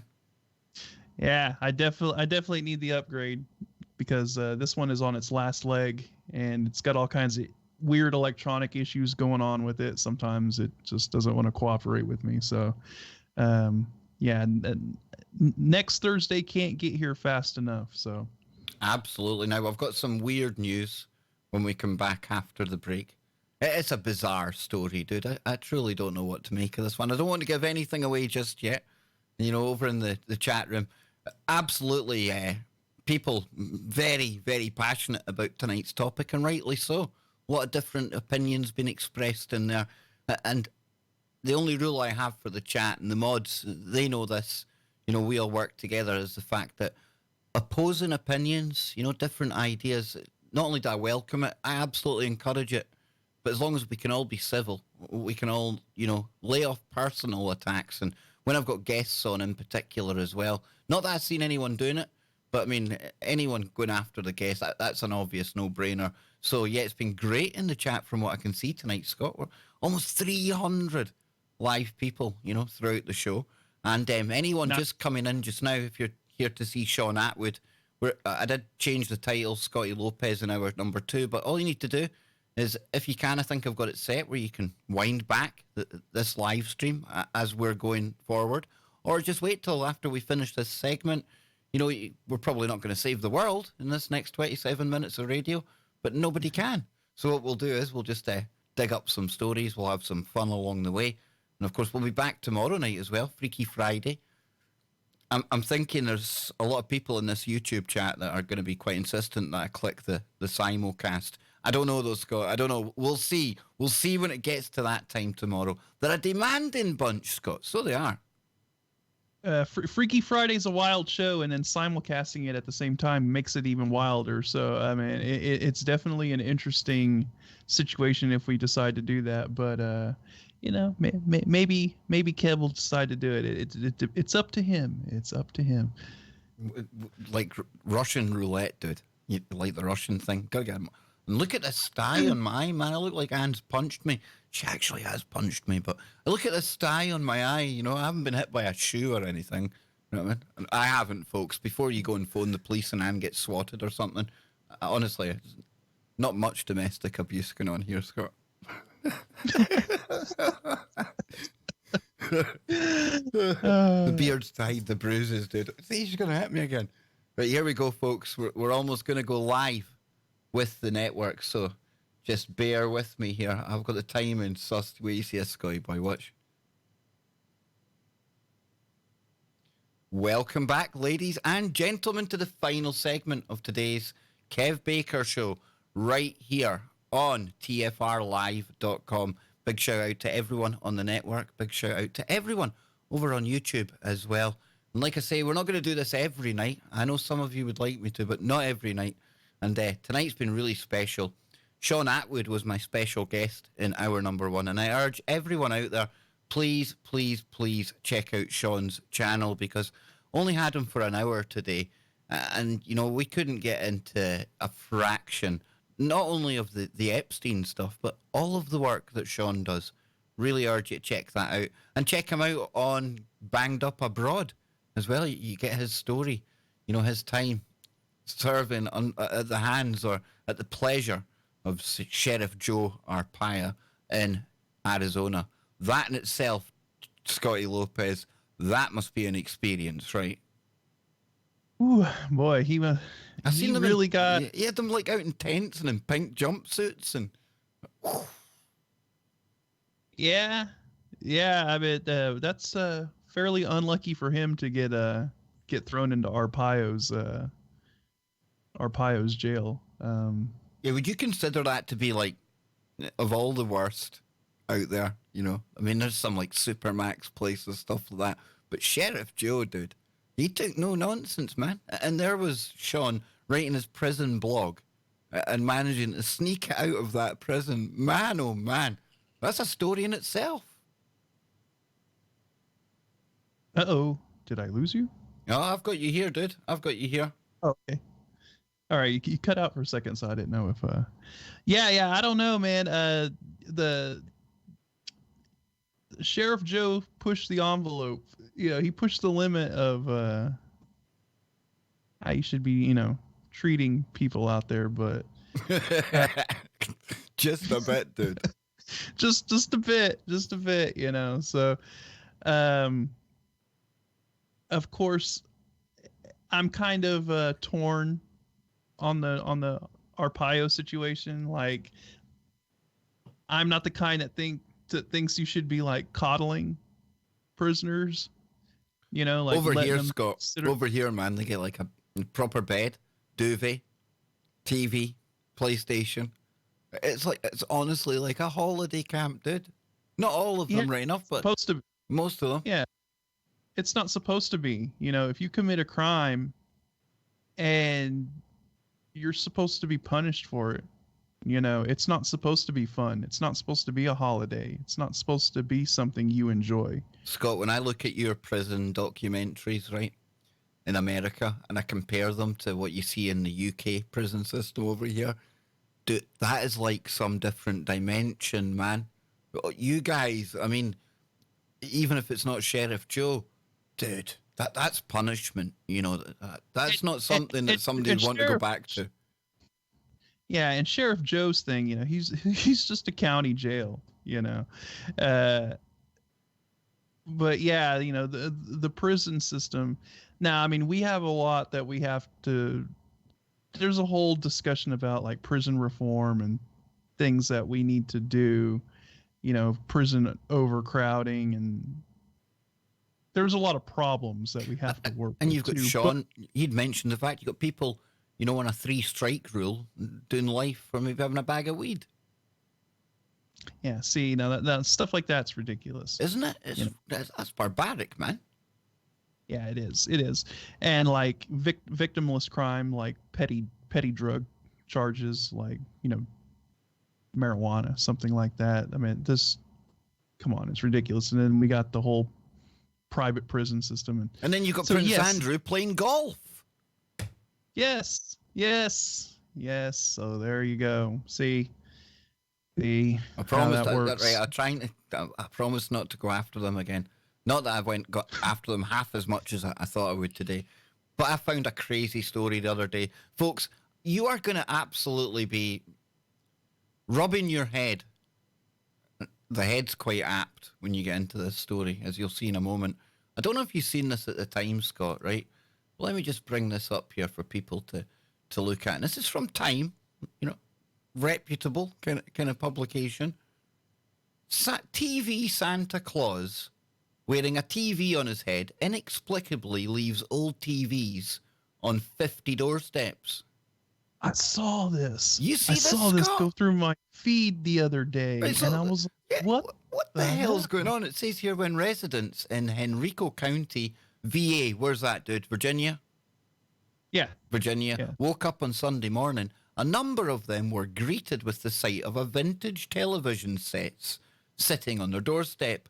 But it wasn't until a few of the recipients checked their doorbell cameras, see, that's what they're useful for, Scott, that they discovered the mysterious delivery men made the drops while wearing what looked like old TVs on their own heads. I'm not making this up, folks. Look, you can see a picture of the guy here. I'll try and play a minute of this. New video this morning where at least 60 people woke up to an odd doorbell camera spot. There you go. This guy dressed in a moving jumpsuit with a TV on his head. You can For people on the radio, I mean, that is what it sounds like. This is a guy in the middle of the night walking up into people's porches with a TV on his head, and he's leaving TVs on their porch. Scott, is this like a glitch in the Matrix? Is this like something going on here? I mean, Good Samaritan. I'm all for the Good Samaritan, but this just seems too random, my man. I love stories like this. I love like weird, bizarre things like this, especially, when somebody decides that they're going to do something like this, because they knew that they were going to get captured on someone's like door camera. They would have to be hoping that. they would, right? Because I mean, yeah, exactly. I mean, this is just, it's just really crazy. It's just really bizarre and weird. And, it's not just that he's wearing like a TV on his head. He's got like the face blacked out, so it just looks like a TV on a body. It's just really, really weird looking.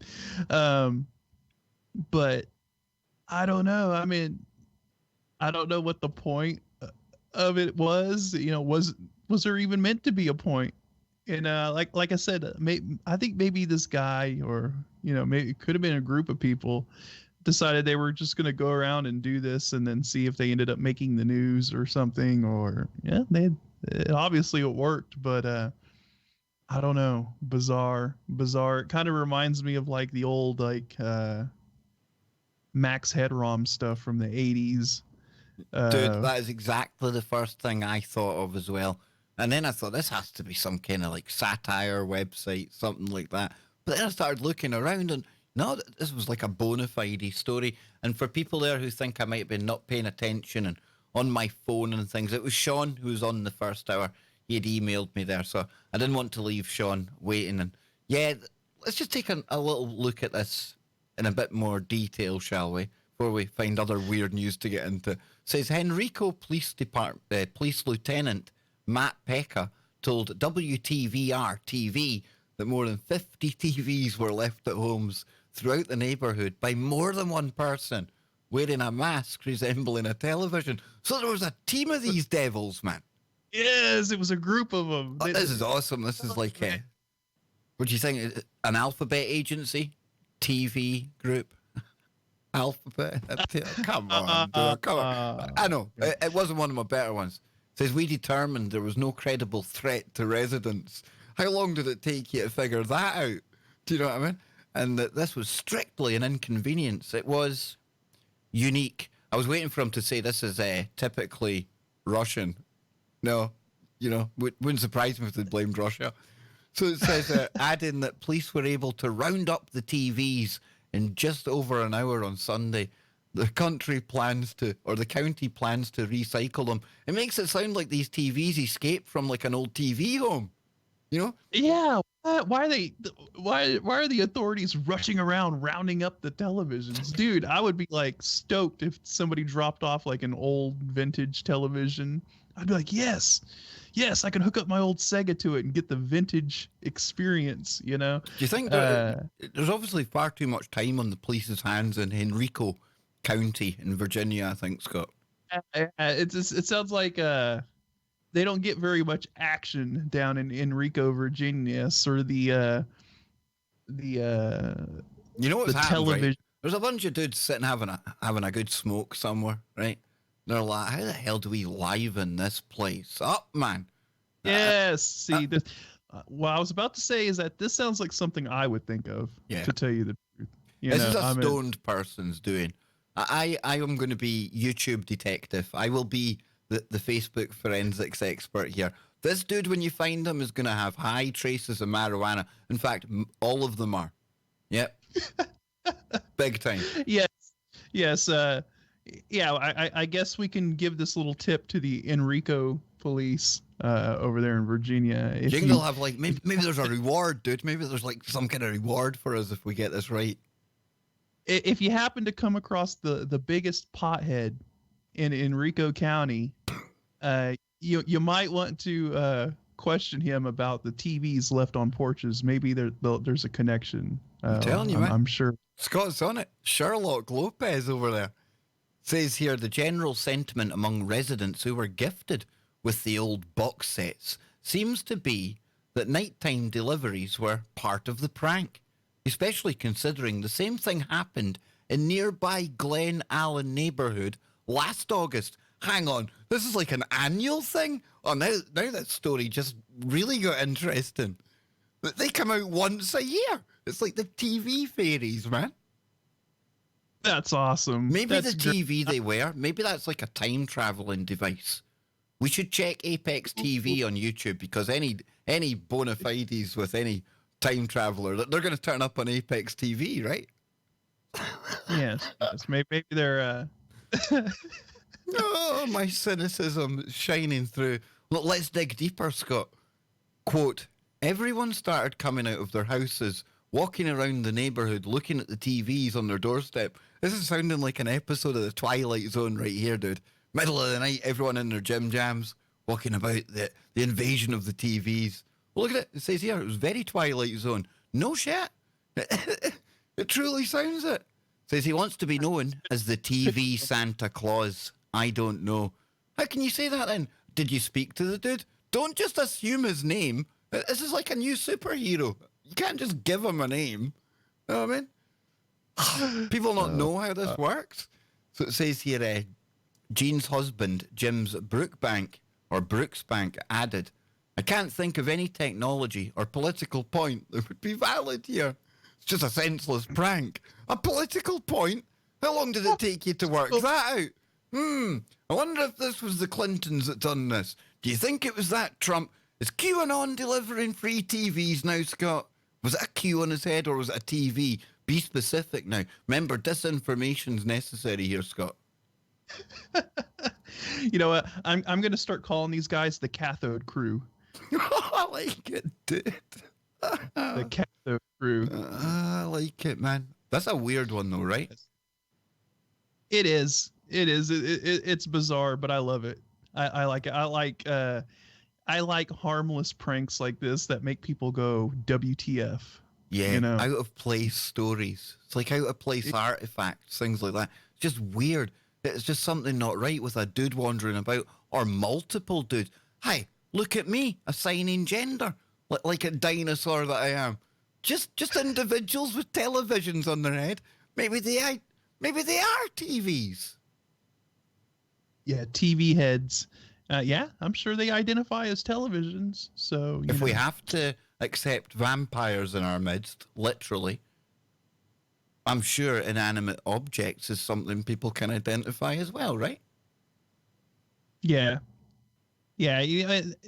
Thinking about the whole thing, like, you know, how it invoked the Max Headrom thing.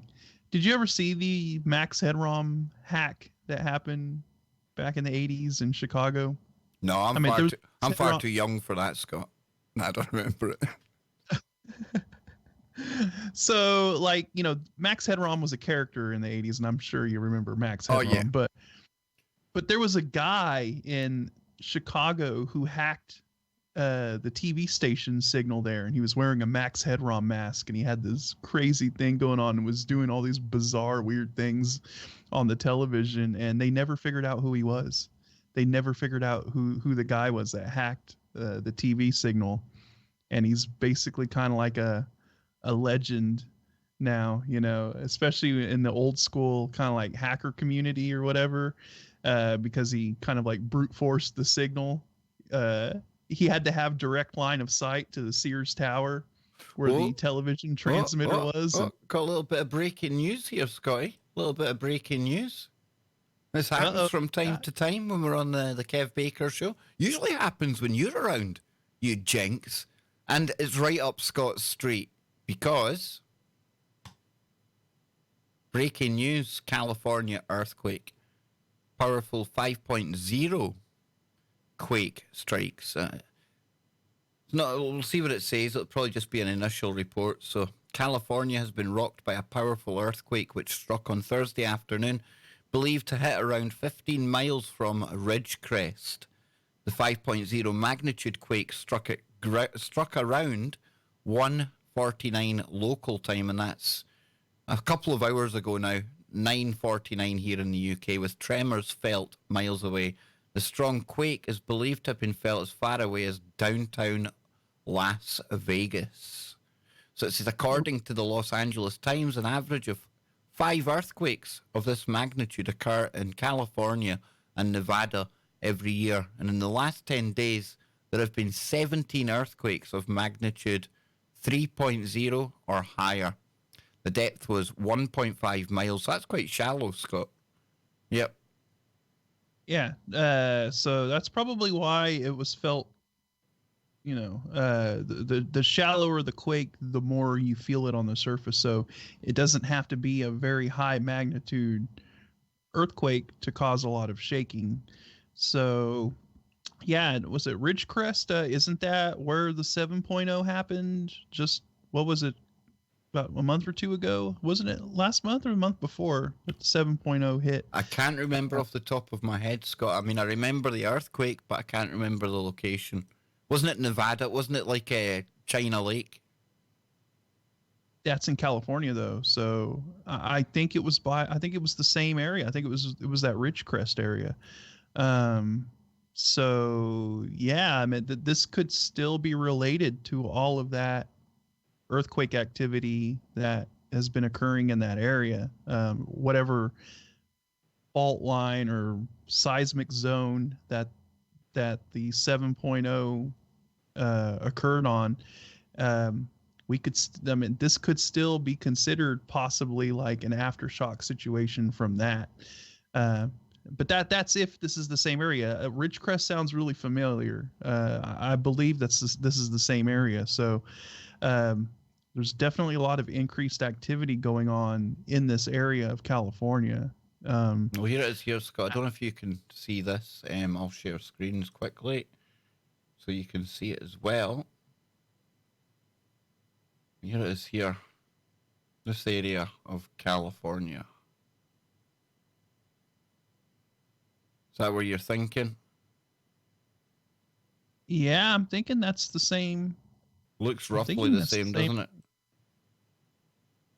Yeah, you would have to. Where's China Lake? Just to see where that is in comparison. Yep, right next to it. Yep, that's the same spot. That's the same spot. That's the same area. So it's the same place, and we had a lot of talk about that one that happened at China Lake. A lot of talk about what might have happened there. So that's quite interesting. Yeah. Yep. Yeah, it's the same area, same seismic area. So it'll be interesting to see what goes on. I think after the show, I'm going to have to tune into a little bit of Dutch Sense and see what he's got to say about it. Yeah, because, let me just pull up just now, see what he's up to. He will be live for this one, I would imagine. Yeah, I'm sure. Yeah, live now. It's just the map he's got on, though. In fact, Yeah, that's somebody spoofing his channel by the looks of it, dude. Not good. But Here we go. Is the series of volcanoes called Volcano Peak, and this goes up into Kozo Volcanic Junction right here. And Kozo Volcanic Junction, of course, is a volcanic field. Humans have drilled into it to get steam. This is Devil's Kitchen, as they call it, and there's the geothermal turbines. So we're just south of there. We're right in the middle of the whole swarm of earthquakes that's been going on here. And I just did an update. It's still uploading to YouTube. It's only like 30% uploaded. It's like an hour. Okay, I'll pause that there, folks. But everyone, check out Dutch Synths, because that's who you follow for this, Scott, and it's who I always tell people to go and check out when it comes to anything, especially the earthquake-related stuff. This guy can predict them, dude. yeah, and as you can see, there's obviously been a swarm that has been continuing to occur over there, but since we've had a shallow 5.0, I'm sure it was felt, like you said, it was felt as far away as Las Vegas. So, of course, that's going to make the news. That's definitely going to make the news, and we'll just have to see what happens. I still am of the belief that this is all leading up to a much larger event. Oh, that is it Joe Joseph's much talked about big one? He always talks about the big one hitting California, and I don't know if it's like just to like wind people up, like it usually winds up Nano Girl or anyone in that part of the country, or whether he genuinely is sitting anticipating a big one for California. They're overdue, man. So I mean, his thoughts on it are kind of, well founded, I think. I'm of the belief that within the next 5 years we're going to see the big one. That's my gut feeling. It's either going to happen along the Cascadia subduction zone up in the Pacific Northwest, or it's going to happen on the San Andreas Fault down in Southern California. So, yeah, somebody says that hit an hour ago. I think it was actually closer to 2 hours ago.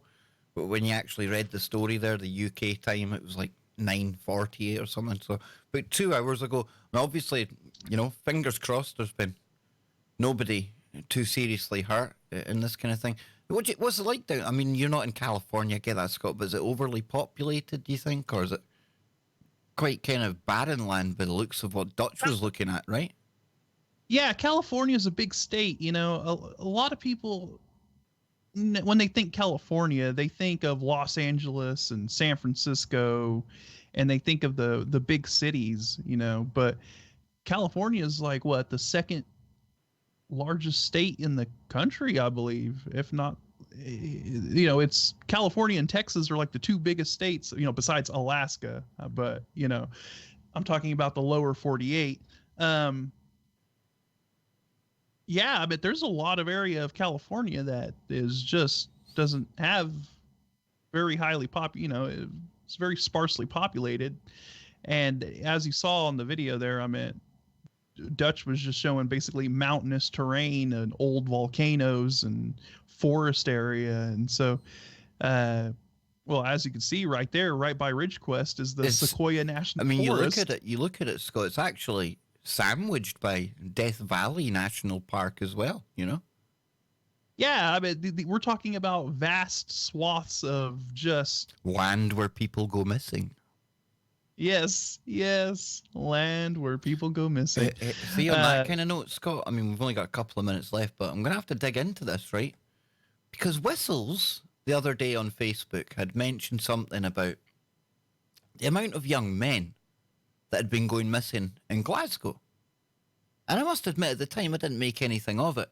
One data point logged in the old quantum computer, right?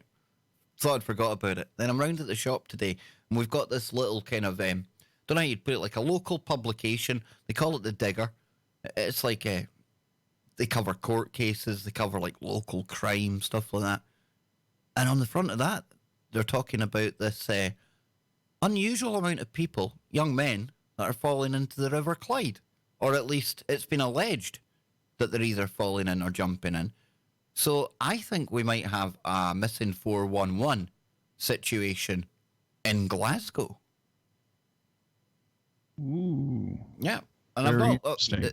I've not really looked into it yet, dude, but I'm going to, because that's pretty weird when you see clusters of things like that. Yeah, if you got like a local woo mystery thing going on, in your own hometown, that definitely would be something to look into, because that's kind of wild, Yep. And we're almost out of time, big man. It's been how quick has this hour been, dude? Ooh, went by Lightning super fast. speed, Well, yeah. we're used to doing like three hours, doing the live stream on the weekends, and so now just an hour blows by like nothing. And we'll have to do a live stream with No Man's Sky sometime soon. If I wasn't convinced that we were living in a universe before playing that, I am thoroughly convinced that we are living in a simulation now, dude. And I tell you, it's what was I reading yesterday? 600,000 lines of code, Scott. Not 600 like I used to say. 600,000 lines of code. And everything, dude. Animals, plant life. It's amazing, man. So yeah, that's something to look forward to. And of course, we'll be back tomorrow night for Freaky Friday. Well, thank everyone for hanging out with me over here at TFR, for the show, Monday to Thursday. But you know me, I'm like a virus on the internet. I rarely go away. Well, you might stamp out me in one place, but then I just pop up somewhere else. So I'll be back on Freaky Friday with Scott tomorrow. I'll be back on the live streams at the weekend as well. Be sure to catch that. And wherever you are, make it TFR and didn't touch that dial. There we go. We're still live on YouTube for just a short moment. But that was really good, everyone. I want to thank everyone in the chat room, especially the mods as well. Like I say, we don't only welcome criticism and opposing opinions, we actually encourage it. But when it starts getting personal or when it's going right off topic, then it just distracts, and part of me wonders if that's part of the ploy. And of course, you'll get bots that come in to try that sort of thing. So I really, really am so happy with everything here on the live stream. I truly am. Not just having Scott coming on at the drop of a hat, all the guests that come on, but all of you out there as well. Because at times it might look like I'm not paying attention to what's going on in the chat. But honestly, I need to be like Charlie Robinson's octopus running all of this stuff at once. So, point being, I just want to thank everyone out there for being very, very patient with me while we kind of iron out the creases. And over time, there's going to be a lot more live content over here, because, let you in on a little secret, I absolutely love it. It's brilliant, man. Yeah, dude, this is definitely your realm. I think you do a very, very good doing the whole live stream thing, man. You fell into it. It was a perfect fit for you, So I'm so glad that Unirock inspired you to start live streaming more, and you started dipping your toe into it, and now look at you. I think you're gonna end up being one of these live streaming juggernauts. Hopefully, dude. Hopefully, but part of that juggernaut, especially at the weekends, is you, my man. And the secret recipe to the weekends, it is different from these simulcasts. Somebody was saying to me today, this is almost like the very kind of professional side of Kev, and dot my I's and cross my T's. And then at the weekend, the secret sauce to the weekend is we're just ourselves. We used to joke on a show called Hangar 18 that, we worked so hard all week to gain new subscribers and new followers. And Hangar 18 was the show where we destroyed all of that and they all went away. And in many ways, the weekend stream could be viewed that way. But it's the only way I can do it, Scott. And that's why it works. Because if we do it honestly and just have a laugh, that's what we do normally anyway. I consider the weekend stream the spiritual successor to Hangar 18. I like that, dude. We should put that in the bottom of the promos.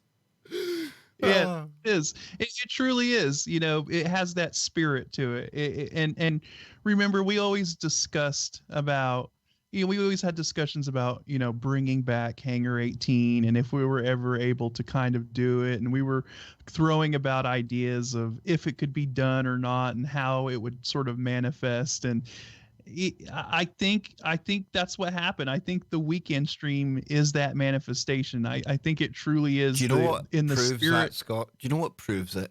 I know what proves it. The fact that the beard has come out of semi-retirement. We've enticed him back onto the internet. We've actually given him something that appeals to him. And of course, the beard. Not my lovely bit of scruff that's coming on. It's getting shaped soon. Scott, you liking it? Looking good. But no, the beard, Mr. Popeye. And I'll tell you something. While he's not here and I won't give him a big head, I learned a hell of a lot from Popeye over the years. And I always pay credit to the likes of Ike, Jones, Chris and Cherie. But really, in reality, I should add Popeye to that list. Because as much as I like to bust his balls, dude, the guy's a genius, man. And he really taught me how to step back and not concentrate too much on the details, but look at everything on the whole, Yeah, exactly, man.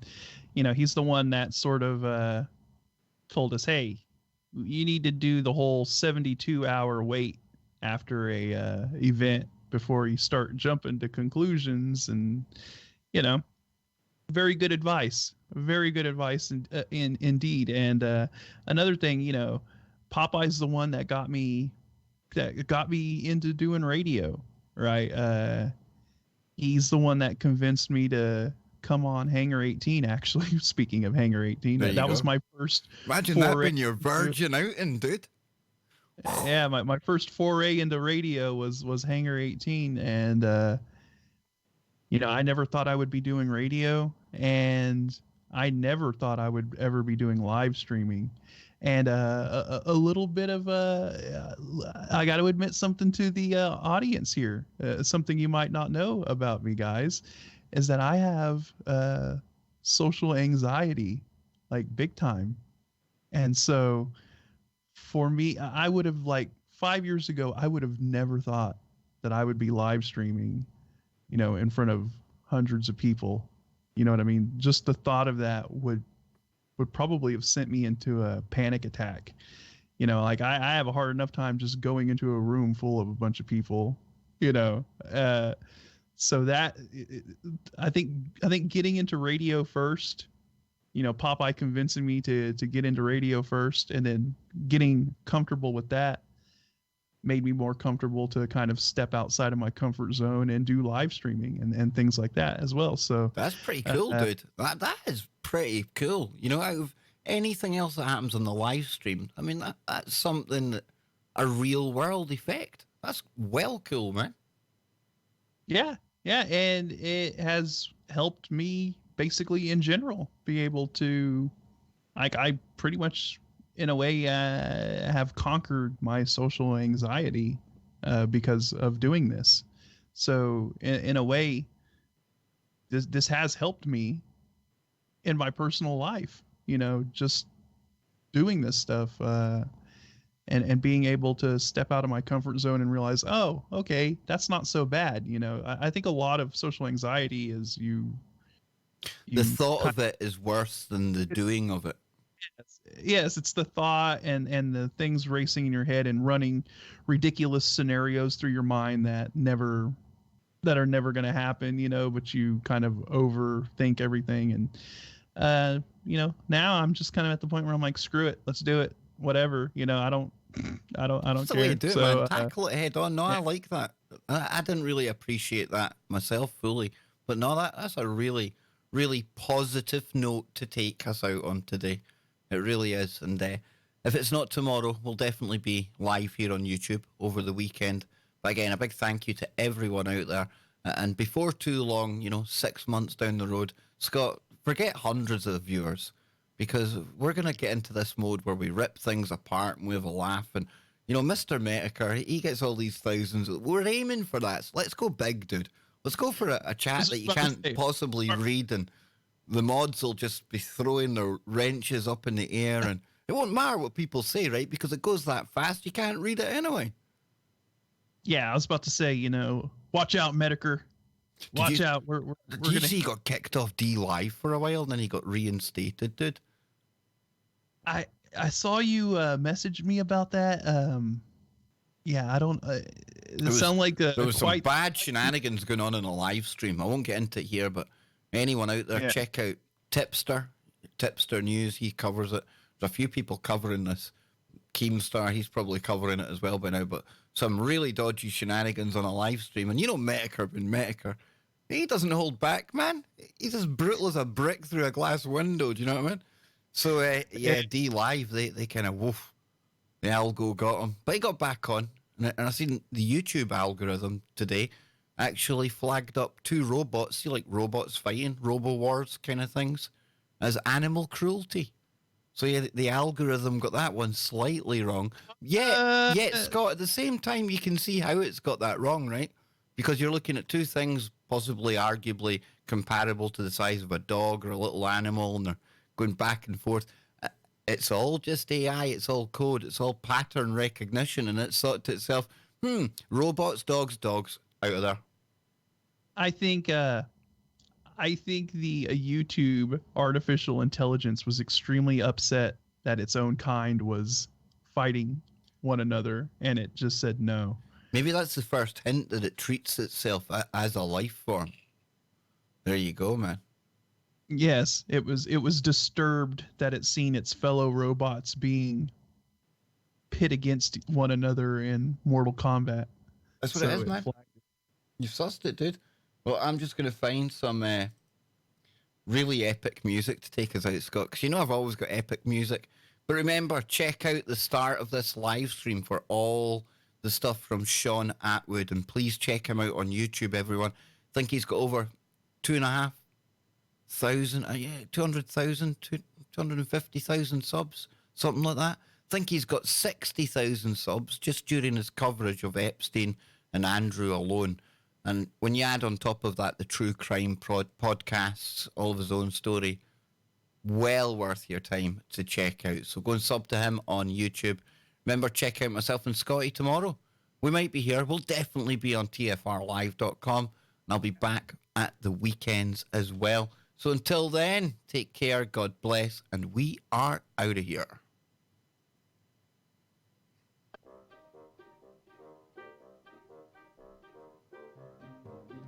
That's a groovy wee tune, Scott.